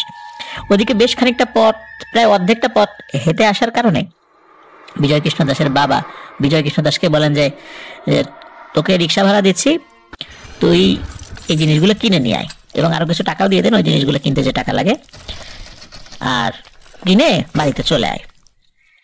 যেহেতু 15-20 মিনিটের পথ, তখন মোটামুটি রাস্তার আশেপাশে আলো আছে, তো উনি চিন্তা করেছিলেন যে সমস্যা তো হবে না, রাস্তা তো আরো মানুষজন আসা যাওয়া বা চলাফেরা করছে, কোনো সমস্যা তো হওয়ার কথা না। আর ওনারও বাড়িতে একটু কাজ ছিল, এই কারণে উনি আবার তাকে রিক্সা ভাড়া দিয়ে চলে আসেন, কারণ রিক্সায় আসলে তার কোনো সমস্যার কথা না। বিজয় কৃষ্ণ দাস উনি বাজারে যান, বাজারে গিয়ে সেই জিনিসগুলো কেনার পরে হঠাৎ করে তার মনে হয়, আচ্ছা 50 টাকা যে আমাকে দিল, এই 50 টাকা আমি যদি হেঁটে যাই তাহলে তো বেঁচে যায়, কারণ উনি ছোট মানুষ, ক্লাস 4 পড়েন, 50 টাকা মানে তার কাছে অনেক কিছু। আর যেহেতু যেই বাজারগুলো করা হয়েছে সেগুলো খুব বেশি ভারী না, উনি অনায়াসেই সেগুলো মানে হাতে করে নিয়ে বাড়িতে চলে যেতে পারবেন। তো উনি চিন্তা করে যে রিক্সায় যাব না, হেঁটেই যাব। তো হাঁটা শুরু করেন। ওদিকে এইসব কাজ করতে করতে রাত প্রায় 11টার মতো বেজে যায়। তো উনি হাঁটা শুরু করেছেন বাড়ির দিকে। তখন উনি যখন হাঁটা মানে ধরেন, হাঁটতে হাঁটতে একটা দিঘির কাছে চলে আসেন। ওই দিঘিটা ওনার বাড়ির কাছাকাছি, ওখান থেকে সর্বোচ্চ 5 থেকে 8 মিনিট এরকম সময় লাগে আর কি বাড়িতে যেতে আর কি। তো দিঘির নিয়ে অনেক গল্প আছে, উনি আমাদেরকে বলেছেন যে অনেক সময় শোনা যায় না যে দিঘি থেকে থালা বাসন ভেসে ওঠে, ওটা ওই রকমই একটা দিঘি ছিল। ওটা পুরাতন একটি জমিদার বাড়ির দিঘি। তো ওই দিঘির পাশ দিয়ে হেঁটে যাচ্ছেন, দিঘিতে অনেক পুরাতন একটা ঘাটলা আছে আর কি।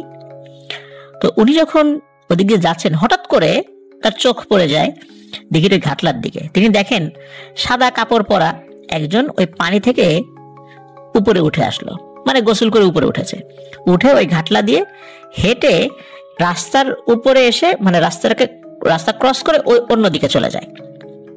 উনি প্রথমে ভেবেছেন যে কোনো মানুষ গোসল করে উঠেছে, কিন্তু এটা কি পুরুষ না মহিলা এটা উনি বুঝতে পারেননি। উনি স্বাভাবিকভাবেই হেঁটে চলে যাচ্ছিলেন। যখন ওই রাস্তা ক্রস করে ওইদিকে চলে যায়, মানে উল্টো দিকে, ওই জায়গাতে উনি দাঁড়িয়ে পড়েন। দাঁড়িয়ে ওই অবয়বটি যেদিকে চলে যাচ্ছে ওইটা উনি খেয়াল করছেন। উনি দেখেন যে জঙ্গলের ভিতর চলে গেল। উনি চিন্তা করেন কি ব্যাপার, এই জঙ্গলের ভেতর তো কোনো ঘর বাড়ি নাই, রাত 11টার সময় একজন গোসল করে এদিকে যাবে কেন? উনি তখনও আসলে অতটা ভয় পাননি। উনি আবার নিজের মনে হাঁটা শুরু করেছেন। কয়েক মিনিট হাঁটার পরে হঠাৎ করে ওনার নজর যায় হাতের বাম সাইডে বড় বড় কিছু গাছ রয়েছে। তো উনি দেখেন ওই যে সাদা কাপড় পরা যে অবয়বটি একটু আগে গোসল করে উঠেছিল, এই অবয়বটি ওই গাছের মানে নিচে দাঁড়িয়ে আছে। অনেক সময় আমরা দেখি না বিভিন্ন গরু, ছাগল বা বিভিন্ন প্রাণী, তারা ওই গাছের সাথে নিজেদের শরীর ঘষে। তো উনি দেখতে পান ওই অবয়বটি গাছের সাথে শরীর ঘষছে। উনি তখন আসলে মানে বুঝতে পারছেন না কি ব্যাপার, এই লোকটি এরকম গাছের সাথে শরীর ঘষছে কেন। আর তখনও কিন্তু উনি বুঝতে পারেন এটা ছেলে না মেয়ে, মানে কি ধরনের অবয়ব, পুরুষের না মহিলার, এটা বুঝতে পারেন। তো উনি এটাও তাকিয়ে দেখেন, দেখার পর আবার হাঁটতে শুরু করেন। এরপর উনি যেটা দেখেন, এটা দেখার পর উনি ওই সময়টাতে ভয় পেয়েছিলেন। উনি দেখেন যে একটু আগানোর পরে হাতের ডান সাইডে একটা বড় গাছ আছে। একবার তো বাম পাশে দেখেছেন, আর একবার ডান পাশে দেখছেন একটা বড় গাছ আছে। ওই গাছের একটা উঁচু ডাল আছে, ওই উঁচু ডালে ওই সাদা কাপড় পরা অবয়বটি পা ঝুলিয়ে বসে আছে এবং তার দিকে চোখ বড় বড় করে তাকিয়ে আছে। তখন তিনি বুঝতে পারেন এটি কোনো নারী অবয়ব, এটা কোনো পুরুষ অবয়ব না। উনি তখন বুঝতে পারেন যে এটি কোনো স্বাভাবিক বিষয় নয়। কারণ হলো, একটু আগে যাকে গাছের নিচে দেখা গিয়েছিল, এত দ্রুত রাস্তা ক্রস করে এসে একটি উঁচু গাছে উঠে সেটা ডালে বসে থাকা কোনো মহিলার পক্ষে সম্ভব নয়। উনি ছোট মানুষ হলেও প্রচন্ড বুদ্ধিমান ছিলেন, এবং বুদ্ধিমান থাকলেও এই সিচুয়েশনে আসলে কোনো ধরনের কোনো বুদ্ধি কাজ করে না, মানে সাহস কাজ করে না আসলে। উনি খুবই ভয় পান এবং উনি বুঝতে পারেন যে ওনার অবস্থা খারাপ হয়ে যাবে এখন। কিন্তু উনি হাঁটা বন্ধ করছেন না, উনি হাঁটা চালিয়ে যাচ্ছেন। এদিকে উনি ওনার মনের মধ্যে থাকা যত ওনার ধর্মের যেই বিষয়গুলো আছে, তন্ত্রমন্ত্র আছে, সেগুলো পড়ছিলেন। উনি ছোট মানুষের যতটুকু জানতেন, যতটুকু শিখেছিলেন সেটা পড়ছেন। উনি আগাচ্ছেন, হঠাৎ করে আবার হাতের ডান পাশে ওনার নজর চলে যায়। অনিচ্ছাকৃতভাবে নজর গিয়েছে, কারণ হলো উনি বুঝতে পারছিলেন যে হাতের ডান পাশে কিছু একটা হাঁটছে। উনি দেখেন রাস্তা থেকে কিছুটা নেমে বড় বড় গাছের সারি আছে, ওই গাছের সারির ভেতর দিয়ে ওই অবয়বটি হেঁটে যাচ্ছে এবং তার দিকে এক মনে তাকিয়ে আছে। মানে তার হাতের ডান পাশে তো ওই অবয়বটি তার বাম দিকে তাকিয়ে আছে, মানে এই বিজয় কৃষ্ণ দাসের দিকে তাকিয়ে আছে। এবং সে যে একা মানে হেঁটে যাচ্ছে, ওই অবয়বটি সে গাছের ভেতর দিয়ে চলে যাচ্ছে, কোনো গাছের সাথে ধাক্কা লাগছে না। এটাও কিন্তু বিজয় কৃষ্ণ দাস উনি দেখছেন যে তার কোনো কিছুর সাথে ধাক্কা লাগছে না, অথচ সে গাছের ভেতর দিয়ে চলে যাচ্ছে, মানে ট্রান্সপারেন্ট, মানে স্বচ্ছ জিনিসের মতো সে সোজা চলে যাচ্ছে, মানে বাতাসের মতো আর কি চলে যাচ্ছে সে। এটি দেখে উনি মানে চিৎকার দিয়ে কান্নাকাটি শুরু করেন, মানে এত জোরে কান্নাকাটি শুরু করেন, ফুপিয়ে ফুপিয়ে কাঁদতে থাকেন। কিন্তু উনি ওনার হাঁটা থামাচ্ছেন না, উনি হেঁটে যাচ্ছেন। এর মধ্যে ওই অবয়বটি হঠাৎ করে ওনার সামনে চলে আসে।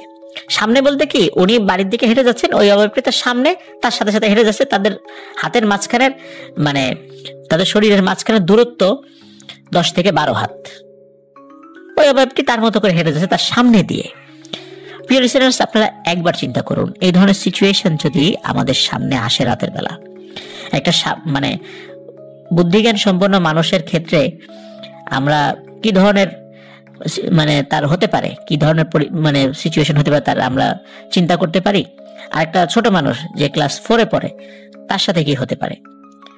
তো বড় মানুষ তো চিৎকার করে কান্নাকাটি করবে না, কিন্তু বিজয় কৃষ্ণ দাস কিন্তু চিৎকার করে কান্নাকাটি করছিল। এদিকে কি হয়, উনি তখন বাড়ির কাছাকাছি চলে এসেছেন, ওই অবয়বটা কিন্তু ওখানেই, মানে তার সামনাসামনি হেঁটে যাচ্ছে, কিন্তু উনি হাঁটা থামাচ্ছেন না, কারণ ওনার তো বাড়িতে যেতে হবে। এর মধ্যে কি হয় যে চিন্তা করে যে ওই অবয়বটি সামনের দিকে হেঁটে যাচ্ছে, আমি একটু রাস্তার সাইড দিয়ে নেমে বাড়ির দিকে একটু শর্টকাট রাস্তা দিয়ে দৌড় দিই। ওই চিন্তা করে উনি হাতের যে ব্যাগটা ছিল, বাজারের ব্যাগ, ওটা হাতে কিন্তু মানে হাতেই ছিল, উনি ফেলেননি। ওই ব্যাগটা নিয়ে উনি রাস্তা থেকে একটু নিচে নেমে দৌড় দেন। ওই দৌড় দেওয়ার সময় উনি পা পিছলে পড়ে যান, ওনার হাতের ব্যাগটাও ওই রাস্তার পাশে নালার পাশে পড়ে থাকে। উনি দৌড় দিয়ে বাড়িতে চলে যান। এর মধ্যে কিন্তু আর মানে তার সামনে আর কিছু আসেনি। বাড়ির কাছে গিয়ে একটি কাঠের সাথে ধাক্কা খেয়ে তার পায়ের নখ উঠে যায়, প্রচন্ড রক্তক্ষরণ হতে থাকে, আর উনি চিৎকার দিয়ে কান্নাকাটি করছেন। বাড়ির সবাই তো জেগেই ছিল, যেহেতু পরের দিন অনুষ্ঠান, বাড়ির সবাই মানে জেগেছিল, কেউ ঘুমায়নি। তো তার এরকম চিৎকার করে কান্নাকাটি করা দেখে সবাই চলে আসে, জিজ্ঞেস করে কি হয়েছে। আসলে উনি এত জোরে কান্নাকাটি করছিলেন, সবাই তাকিয়ে দেখে যে ওনার পা থেকে রক্ত ঝরছে। সবাই মনে করছে উনি ব্যথা পেয়েছে, এই জন্য কান্নাকাটি করছে। ওনার গলা দিয়ে কিন্তু কান্নাকাটি ছাড়া কোনো কথাই বের হচ্ছে না। এরপর ওনার বাবা আসে। ওনার বাবা এসে প্রথমেই তাকে একটু বকাঝকা করে ওই সিচুয়েশনে, যে তোকে বললাম রিক্সায় আসতে, তোর এত দেরি হলো, আমি তোর আগে চলে আসলাম, তোর তো আমার আগে চলে আসার কথা। তখনও কিন্তু সে কিছু বলতে পারছে না। আর এদিকে তার এই সিচুয়েশন, যেহেতু তার বাবা খুব একটা বেশি বকাঝকা করেও নি, তার পায়ে কাপড় বেঁধে দেওয়া হয়। ওই বাড়ির যারা আত্মীয় স্বজন ছিল তাকে সাধারণ যে ট্রিটমেন্ট সেটি করে, রক্ত বন্ধ হয়ে যায়। তো উনি বিছানায় শুয়ে পড়েন এবং ওনার প্রচন্ড জ্বর আসে। প্রথমত শরীরে আঘাত পেয়েছিল, এই কারণেও হতে পারে, যেহেতু ভয় পেয়েছিলেন, আর ভয় পেলে তো জ্বর আসে, এটা স্বাভাবিক বিষয়। এর মধ্যে ঘটে যায় আরো একটি ঘটনা। রাত তখন 1:30 কি 2টো। পরিবারের অনেক সদস্যরাই কিন্তু তখন জাগ্রত। শুরুতেই বলেছি যে পরের দিন প্রোগ্রাম ছিল। ওনার বাবা মানে বিজয় কৃষ্ণ দাসের বাবা, সে ওয়াশরুমে যায়। ওয়াশরুম থেকে যখন বের হয়েছে, গ্রামের বাড়িতে ওয়াশরুম তো ঘরের বাইরে থাকে, এটা আমরা সবাই জানি, মানে অধিকাংশ বাড়িতে আর কি। তো ওনার বাবা ওয়াশরুম থেকে বের হওয়ার পরে হঠাৎ করে একটা জিনিস দেখে যে সাদা কাপড় পরে একটা অবয়ব বাড়ির আশেপাশ দিয়ে ঘোরাঘুরি করছে। তো উনি চিন্তা করেছেন যে কোনো মহিলা টহিলা হবে, কিন্তু এটা কে, এটা উনি একবার জিজ্ঞেস করে যে এই কে রে, কোন বাড়ির তুমি, এত রাত্রে এখানে কেন? কিন্তু সে কোনো উত্তর দেয় না, সে আবার অন্ধকারে মিলিয়ে যায়। উনি তখন ঘরে এসে বলে, এই একজন মহিলাকে দেখলাম, মনে হলো সাদা কাপড় পরা, জিজ্ঞেস করলাম কোনো উত্তর দিল না, অন্ধকারে মিলিয়ে গেল, কে? কেউ বলে যে হয়তো বা পাগল টাগল হবে হয়তো বা রাতের বেলা, তাছাড়া তো এভাবে কোনো মহিলার ঘোরার কথা নয়। কেউ কিন্তু ওই বাড়ির বুঝতে পারেনি যে বিজয় কৃষ্ণ দাসের সাথে আসলে কি হয়েছিল। পরের দিন যখন ওই প্রোগ্রাম হয়েছে, অনেক আত্মীয় স্বজন এসে খাওয়া দাওয়া করে চলে গেছে, পরের দিনও কিন্তু ওই বাড়ির কয়েকজন রাতের বেলা ওই অবয়বটিকে দেখতে পাচ্ছেন, যে রাতের বেলা বাড়ির চারপাশ দিয়ে ঘোরাফেরা করছে। আর উনি এতটা জ্বরে আক্রান্ত ছিলেন বিজয় কৃষ্ণ দাস, এবং তার পায়ে ব্যথা, সে উঠতেই পারেননি, সে একটা ঘোরের মধ্যে ছিল ওই দিনটা, মানে যেদিন প্রোগ্রাম হয়েছিল। ওই দিন শেষে পরের দিন যখন তিনি একটু স্বাভাবিক হয়েছেন, তখন কি হয়েছে সেই ঘটনা খুলে বলেন। তখন বাড়ির সকলে ভয় পায় যে সর্বনাশ, ওই ভয়ঙ্কর পিশাচটা ওর পিছু নিতে নিতে বাড়িতে চলে এসেছে, এবং বাড়ির লোকজনও এটাকে এখন দেখছে। এখন কি করা যায়? তো ওই বাড়ির পাশে আরেকজন মহিলা কবিরাজ ছিল, তার কাছে যাওয়া হয়। সে মহিলা কবিরাজ তাকে ঝাড়ফুঁক করেন, এবং ঝাড়ফুঁক করে বলে দেন যে আসলে ওর পেছনে যে জিনিসটা লেগেছে এইটা আমার পক্ষে সম্ভব না, তুমি ওই মানে সদরে নিয়ে যাও, লক্ষ্মীপুর সদরের তিতাখা মসজিদের যিনি হুজুর রয়েছেন তার কাছে নিয়ে যাও। তার কাছে নিয়ে যাওয়ার পরে তিনি ঝাড়ফুঁক করে দিলে তো এটা ঠিক হয়ে যাওয়ার সম্ভাবনা আছে। তো সত্যি ওই তিতাখা মসজিদের হুজুরের কাছে নিয়ে যান। তো নিয়ে যাওয়ার পরে হুজুর কিছু ঝাড়ফুঁক করে দেন, পানি পড়া, তেল পড়া এগুলো দিয়ে দেন, এবং বলেন যে পরের দিন আবার আসতে। তো ওই দিনের ঝাড়ফুঁক তেল পরে কিছুটা উপকার হয়। পরের দিন আবারও যান, যাওয়ার পরে হুজুর বলেন যে তোমার সাথে যে লেগেছিল খুব সাংঘাতিক একটা জিন, সে তোমাকে মেরেই ফেলতো, কারণ তুমি তাকে দেখে ফেলেছিলা। কিন্তু তোমার এমন কান্নাকাটি, এই কান্নাকাটি দেখে তার মন গলে যায়, যার কারণে তোমাকে সে হত্যা করেনি, না হলে তোমাকে হত্যা করে ফেলতো। এবং সে দ্বিধাগ্রস্ত ছিল যে সে হত্যা করবে কি করবে না, না হলে একদম শুরুতেই তোমাকে হত্যা করে ফেলতো। কিন্তু এর মধ্যে তুমি বাড়িতে চলে গেছো। তো যাই হোক, হুজুর তাকে বেশ কিছু নিয়ম কানুন বাতলে দেন, তাকে কিভাবে চলতে হবে, এবং ঝাড়ফুঁক করে দেন। তো এর মধ্যে কি হয় যে উনি বাহ্যিকভাবে ওই অবয়বটাকে না দেখলেও, এবং ওই পরিবারের লোকজন না দেখলেও, বিজয় কৃষ্ণ দাস স্বপ্নের মধ্যে ওই অবয়বটিকে দেখতে থাকেন। তার মায়ের কোল থেকে বিজয় কৃষ্ণ দাসকে ওই অবয়বটি টেনে হিঁচড়ে নিয়ে যাচ্ছে, এবং স্বপ্নের মধ্যে তিনি মানে হাউমাউ করে কান্নাকাটি করে উঠতেন। এরপর আবার ওই হুজুরের কাছে নিয়ে যাওয়া হয়। উনি রেগুলার কিছু ট্রিটমেন্ট করেছিলেন। তো অনেকদিন পর্যন্ত স্বপ্নের মধ্যে এই বিষয়গুলো আসতো, বাস্তবে আর আসতো না, এবং আস্তে আস্তে জিনিসটা ঠিক হয়ে যায়, এবং এখন আর কোনো সমস্যা নেই।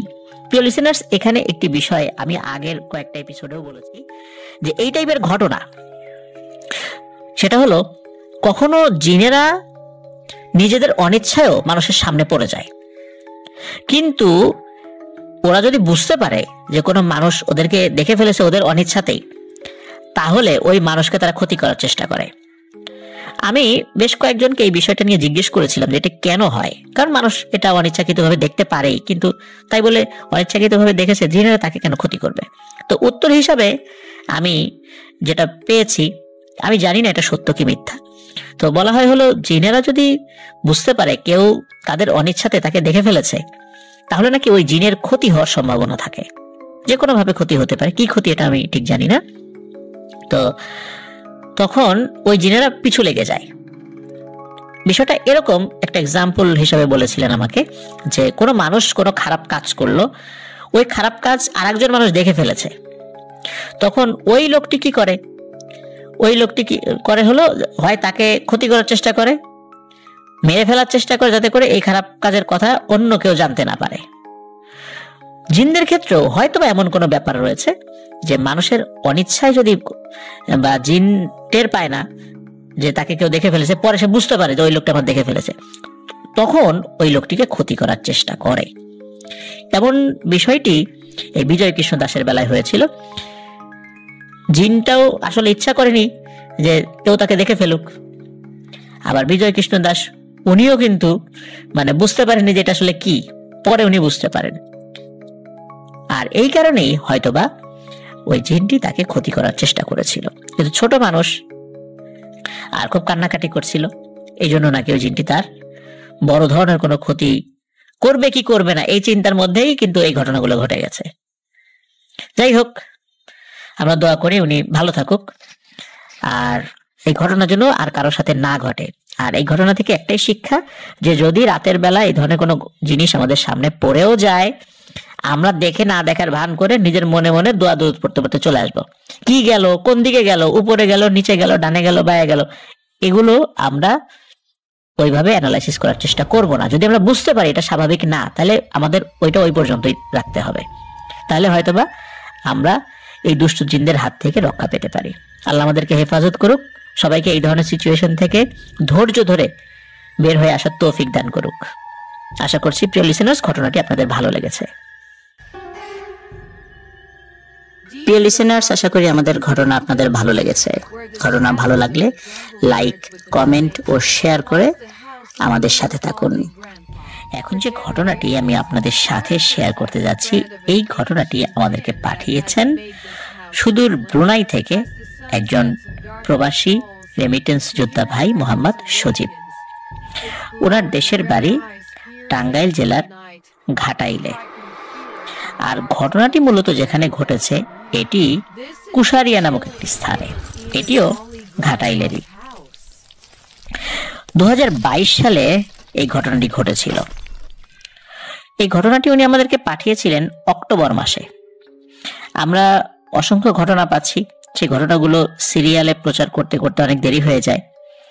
আর ওনার ঘটনাটি অডিও ফাইল ছিল, তার কারণে ওটি আবার একটা সিরিয়াল থাকে আমাদের প্রচারের ক্ষেত্রে, বিশেষ করে অডিও ফাইলগুলো।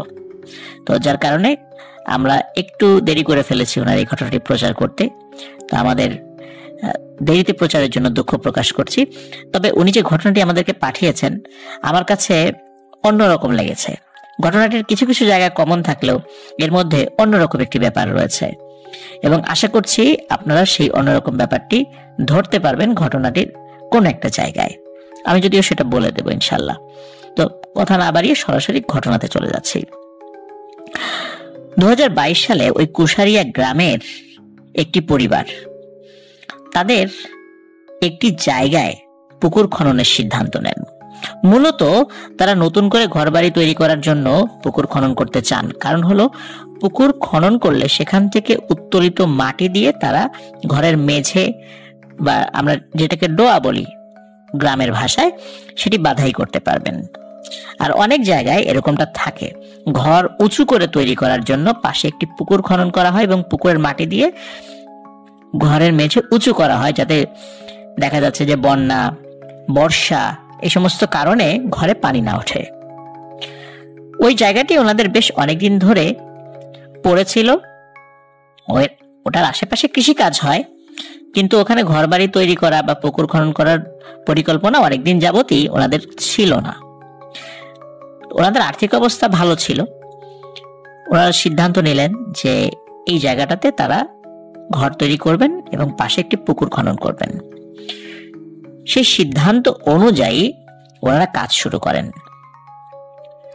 দূর থেকে একটি এক্সক্যাভেটর, যেটাকে গ্রামের ভাষায় বা আমরা সাধারণত এই মেশিনটাকে ভেকু মেশিন বলে চিনি, আমরা দেখি পুকুর খনন থেকে শুরু করে বিভিন্ন কনস্ট্রাকশনের কাজে এই ভেকু মেশিনগুলো ব্যবহৃত হচ্ছে।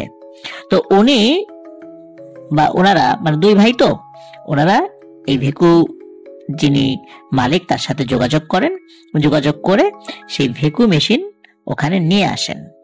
নিয়ে আসার পরে কাজ শুরু হয়ে যায়। প্রথম দিন কাজ হয়, কোনো সমস্যা হয় না।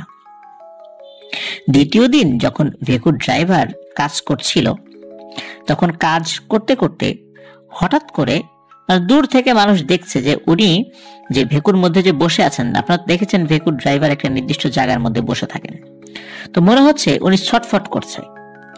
অনেক সময় মানুষের খিচুড়ি হলে যেরকম হয় ছটফট করতে থাকে, ঠিক তেমন ওর মধ্যে বসে ছটফট করছে। মানুষ কিভাবে বুঝতে পারলো? হঠাৎ করে ভেকুর সামনের অংশ খুব এলোপাথারি নড়াচড়া শুরু করে। তখন মানুষ চিন্তা করে কি ব্যাপার, ভেকু এভাবে নড়াচড়া করছে কেন, এলোমেলো এদিক ওদিক ঘোরাফেরা করছে। তখন ওনারা ভালো করে দূর থেকে খেয়াল করে দেখেন ভেতরে ভেকুর ড্রাইভার হাতে যে হুইলটা ছিল ওই হুইলটি এলোমেলো ভাবে নড়াচড়া করছে এবং ছটফট করছে। এই কারণেই মূলত ভেকুটা অস্থির ভাবে নড়াচড়া করছিল।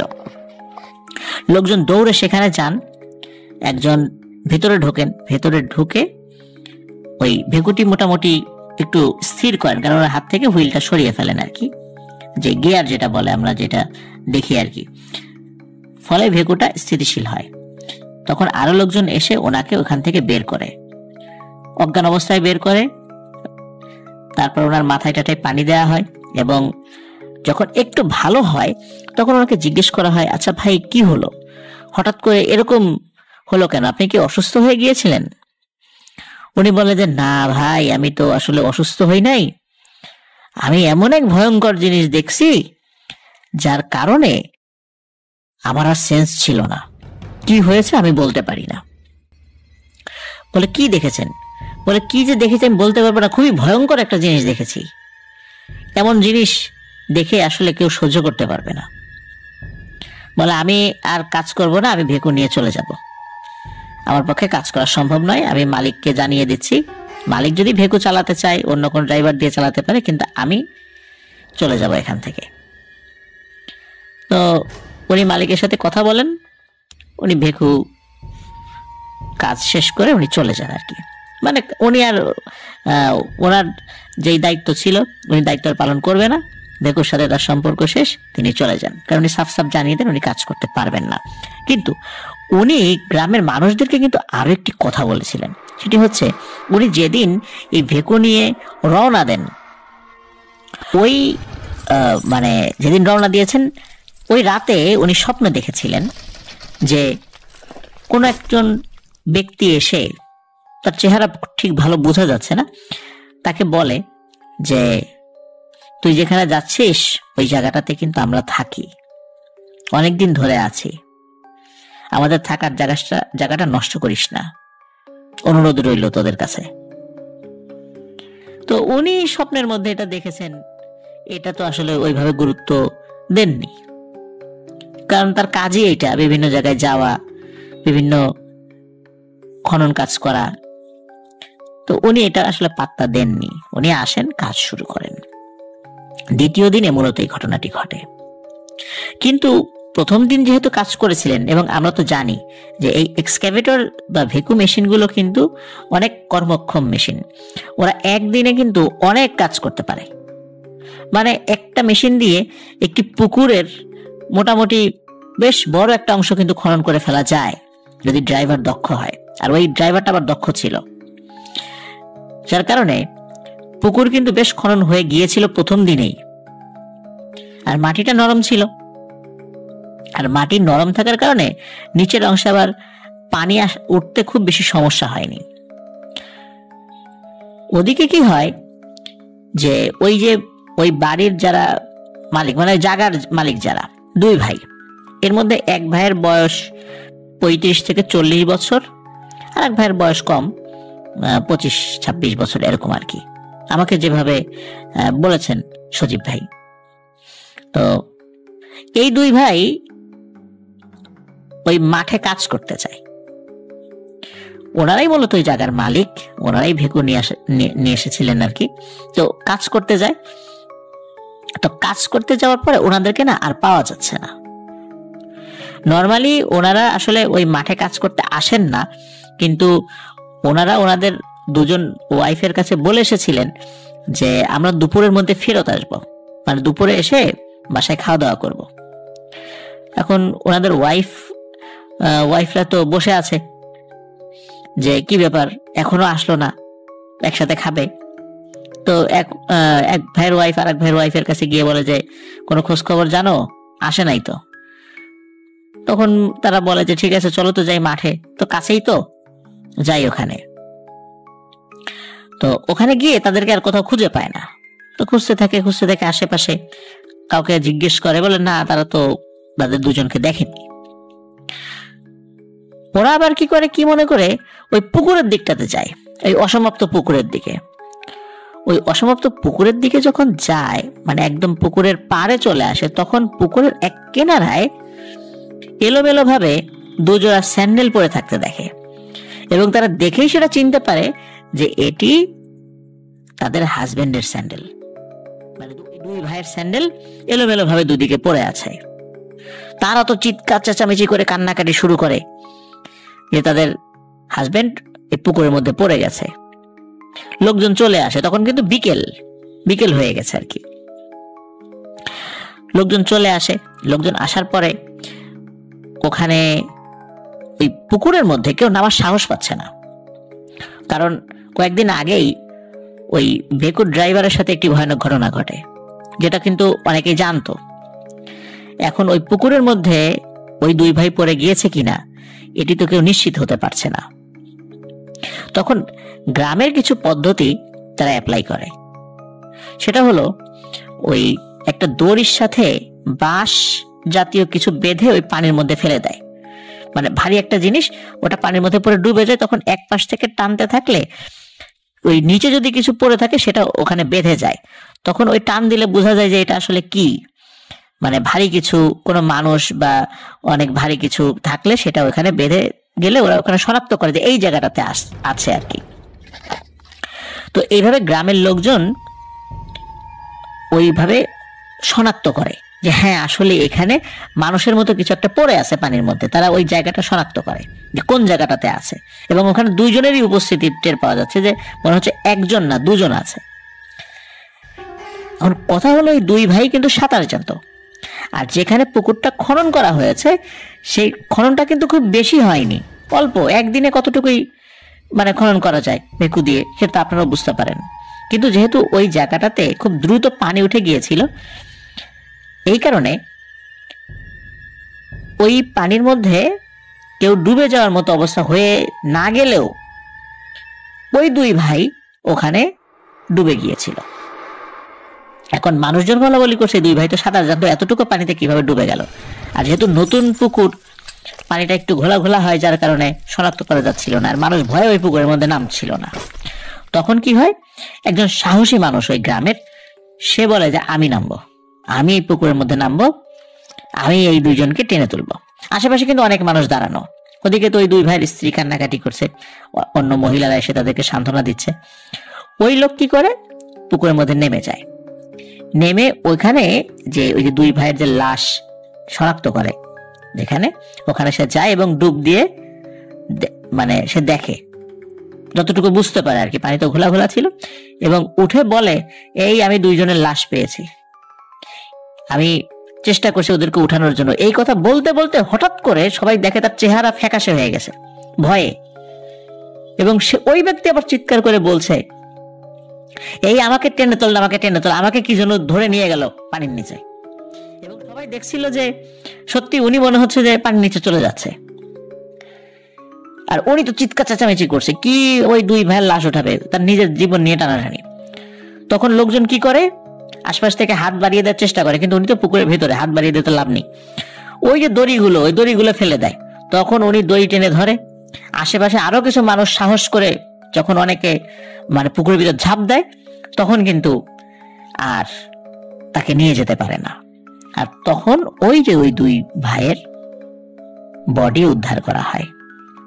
কিন্তু এখানে একটি বিষয় বলে রাখি, সেটি হলো ওই যে ব্যক্তিটি, ওই ব্যক্তি যখন ডুব দিয়েছিলেন, ডুব দেওয়ার পরে উনি ওই দুই ভাইয়ের বডি দেখেছিলেন, কিন্তু উনি ওই মানে বডির পায়ের অংশ দেখছেন, কিন্তু মাথার অংশ দেখতে পাচ্ছিলেন না। এই কারণে বলেছিলেন যে তাদের দুইজনের বডি পাওয়া গেছে। কিন্তু মানুষ যখন পরবর্তীতে নেমেছিল, তারা কিন্তু ওই পানির মধ্যে মানে বেশ ওই কাদার মধ্যে অনেকটা অংশ, শরীরের অনেক অংশ পুরো মানে গাঢ় অবস্থায় পেয়েছিল। তার মানে হচ্ছে কোমর থেকে পায়ের অংশ পানির উপরের দিকে ছিল, এবং ওই অংশটা মানে তার নিচের অংশটা মানে কাদার মধ্যে ঢুকানো ছিল দুই ভাইয়েরই। তো এই ডেড বডি উদ্ধার করতে অনেক কষ্ট করতে হয়েছে, মানে টেনে বের করা যায় না, অনেক কষ্ট করে বেশ অনেকগুলো মানুষ মিলে এই ডেড বডি উদ্ধার করেছে। যখন তারা নেমেছে তখন আর কোনো সমস্যা হয়নি, তো তাদেরকে আর কোনো সমস্যা পোহাতে হয়নি, কিন্তু ওই ডেড বডি তারা উদ্ধার করে নিয়ে আসে। নিয়ে আসার পরে সারা গ্রামের শোকের ছায়া নেমে আসে যে কি হচ্ছে এখানে। এর মধ্যে কি হয়, কয়েকদিন পর ওই দুই ভাইয়ের ওয়াইফ তারা একটা স্বপ্ন দেখে। তারা স্বপ্ন দেখে যে কেউ একজন এসে বলছে, তোদের স্বামীদেরকে শুরুতেই বলেছিলাম যে এই জায়গাতে আমরা থাকি বহুদিন ধরে, এখানে পুকুর খনন করা যাবে না, এটা যেমন আছে তেমনই থাক। কিন্তু তোদের স্বামীরা কথা শুনলো না, তারা ভেকু নিয়ে আসলো। ভেকুর ড্রাইভারকে বললাম, সেও শুনলো না। তারপরে তাকে ভয় দেখাতে বাধ্য হইলাম, তারপর সে গেল। মনে করেছিলাম বড়টারে নিয়ে যাব, কিন্তু সুযোগ পেলাম ছোটটাকে। ছোটটা দেখি ওই পুকুরের কাছে চলে আসছে, তখন ওকে ধরে দিলাম টান, ও পড়ে গেল পুকুরের মধ্যে। এরপরে দেখি বড়টাও চলে আসছে, সুযোগ এটাও পেয়ে গেলাম, বড়টাকেও নিয়ে নিলাম। ওদেরকে অনেকবার নিষেধ করেছিলাম, কিন্তু ওরা আমাদের কথা শোনেনি। আমাদের বাসস্থান নষ্ট করতে চেয়েছিল এবং অনেকটা নষ্ট করেও ফেলেছে। তাই তোদের মাধ্যম দিয়ে গ্রামের সকলকে সতর্ক করে দিতে চাই, এখানে আমরা থাকব, কেউ এখানে এসে যেন কোনো ডিস্টার্ব না করে। তো এই দুই ভাইয়ের ওয়াইফের মাধ্যম দিয়ে পরবর্তীতে গ্রামবাসী জানতে পারে কিভাবে এই দুই ভাই পানিতে পড়ে গিয়েছিল এবং কিভাবে তারা মৃত্যুবরণ করেছে। মূলত এই দুই ভাই কিন্তু স্বপ্নে আগেই দেখেছিল যে কেউ বলছে যে এখানে এই পুকুর খনন করা যাবে না, এই জায়গাটা যেমন আছে তেমনই থাক। কিন্তু তারা এটা পাত্তাও দেয়নি, তারা ওই ভেকু মেশিন নিয়ে এসেছিল, যার ফলশ্রুতিতে এই পুরো ঘটনাগুলো ঘটেছে। তারা যদি এই বিষয়টা আমলে নিত তাহলে হয়তো বা এই সমস্যাটি হতো না। এটি কুশারিয়া গ্রামে ঘটেছিল এবং যেই ঘটনার সাক্ষী অনেকেই আছেন বলে আমাদেরকে সজীব ভাই জানিয়েছেন। ওখানে আরো যে কবিরাজ আছে তাদের সাথেও কথা বলেছে গ্রামবাসী। তো ওই কবিরাজরা ওখানে এসে কিন্তু তারা বলেছে যে এখানে খুব ভয়ঙ্কর জিনেরা থাকে, যার কারণে এই জায়গাতে অন্য কেউ আসুক এটা কেউ চায় না। আর এখানে অনেকগুলো জিন বা জিনের শক্তিশালী জিনের পরিবাররাও বসবাস করে, যার ফলে এইখানে নতুন করে কোনো কিছু করা সম্ভব নয়। প্রিয় লিসেনার্স, যখন ওই মানুষগুলো ওই পুকুর পাড়ে জড়ো হয়েছিল ডেড বডি করার জন্য, উদ্ধার করার জন্য বা এরকম চিৎকার চেঁচামেচি শুনে, তখন ওই গ্রামে কিন্তু অনেক কবিরাজ আছে। তো ওই কবিরাজরাই কিন্তু যেই ব্যক্তি নেমেছিল তাকে দোয়া দুরুদ পড়ে শরীর বন্ধ করে নামিয়েছিল, কিন্তু সেও কিন্তু বিপদে পড়ে গিয়ে। তো যাই হোক, অনেক সময় মানুষ যখন এই ধরনের সমস্যার মধ্যে পড়ে যায় তখন বুঝতে হবে এই জিনগুলো অনেক শক্তিশালী এবং যতদূর সম্ভব ওই জিনদের কথা মেনে নিয়ে ওই কাজটা বন্ধ রাখতে হবে। তাহলেই আমরা নিজেদেরকে, আমাদের পরিবার পরিজনকে এবং আশেপাশের মানুষদেরকেও নিরাপদ রাখতে পারবো। কারণ হচ্ছে যে আমরা যদি কোথাও দীর্ঘদিন ধরে থাকি সেই জায়গার প্রতি কিন্তু একটা মায়া চাই, এটাই স্বাভাবিক। আর জিনেরাও যদি শত শত বছর ধরে এক জায়গায় থাকে, তো সেই জায়গাতে যদি কোনো কিছু করা হয় যেটার মাধ্যম দিয়ে তাদের বাসস্থান নষ্ট হয়ে যাবে বা দীর্ঘদিন ধরে যেই জায়গাতে তারা আছে সেখানেও তাদের একটা মায়া সৃষ্টি হয়ে গিয়েছে, সেখান থেকে তাদেরকে উৎখাত করা হবে বা থাকতে পারবে না, তখন কিন্তু তারা চেষ্টা করে যে সেই কাজকে প্রতিহত করার জন্য। মানুষও যেমন করে তারাও করে, তবে তাদের করাটা অনেক ভিন্ন রকমের। তারা তো মানুষ না, তারা তো জিন, তারা অনেক এগ্রেসিভ স্বভাবের, যার কারণে তাদের প্রতিশোধ পরায়ণতাটাও অনেক মারাত্মক হয়। তাই প্রিয় লিসেনার্স, অনেক ঘটনা এই রিলেটেড আমি বলেছি, এখনো বলছি, কেউ স্বপ্নে যদি এই ধরনের কোনো ইনস্ট্রাকশন পান চেষ্টা করতে হবে সেটা অবশ্যই অবশ্যই মেনে নেয়ার চেষ্টা করতে হবে। এই কারণে বলছি, কারণ হয়তোবা মানুষেরও একটা লিমিটেশন থাকে। আপনি চেষ্টা করছেন সেটা করার জন্য, কিন্তু হয়ে উঠছে না, এমনও হতে পারে। এই কারণে সর্বোচ্চ চেষ্টা করতে হবে যে বিষয়টা কিভাবে সুষ্ঠুভাবে সুন্দরভাবে সমাধান করা যায়। প্রয়োজন ওই জিনদের সাথে কারো মাধ্যম দিয়ে কমিউনিকেট করে তারা কি চায়, শরীয়ত সম্মতভাবে তাদেরকে কিভাবে খুশি করে এই কাজটা সমাধান করা যায়, প্রয়োজনে সেই ব্যবস্থা নিতে হবে। তাতেই মঙ্গল আমি মনে করি। আর যদি ব্যতিক্রমী কিছু করা হয় তাহলে জিনরাও ক্ষিপ্ত হবে এবং পরবর্তীতে পরিবার পরিজনদেরকেও ক্ষতি করার চেষ্টা করতে পারে। তো এই ছিল ঘটনা। প্রিয় লিসেনার্স, আশা করছি এই ঘটনাটি আপনাদের ভালো লেগেছে। আর যেটা বলছিলাম যে এখানে অন্যরকম যে ব্যাপারটি সেটি ছিল হচ্ছে যে পুকুরের মধ্যে পড়ে গিয়েছে, কিন্তু আরেকজনকে শরীর বন্ধ করে দোয়া দুরূদ করে নামানো হলেও তাকেও নিয়ে যাচ্ছে।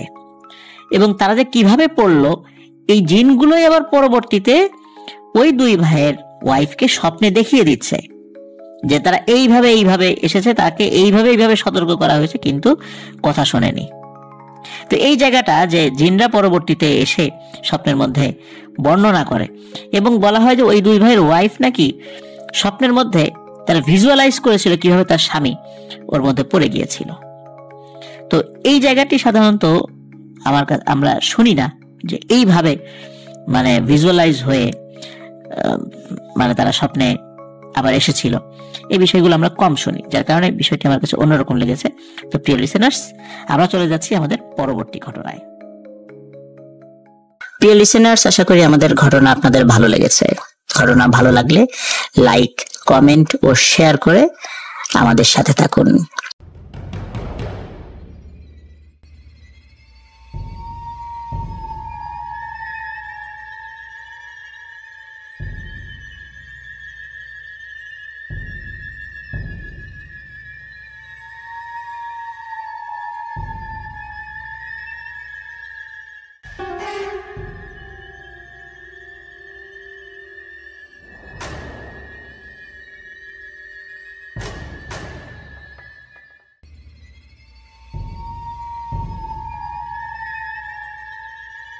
Deep in the heart of a secluded village, where the shadows of the jungle merge with the night, lies the house of Eamon Ali Grandpa.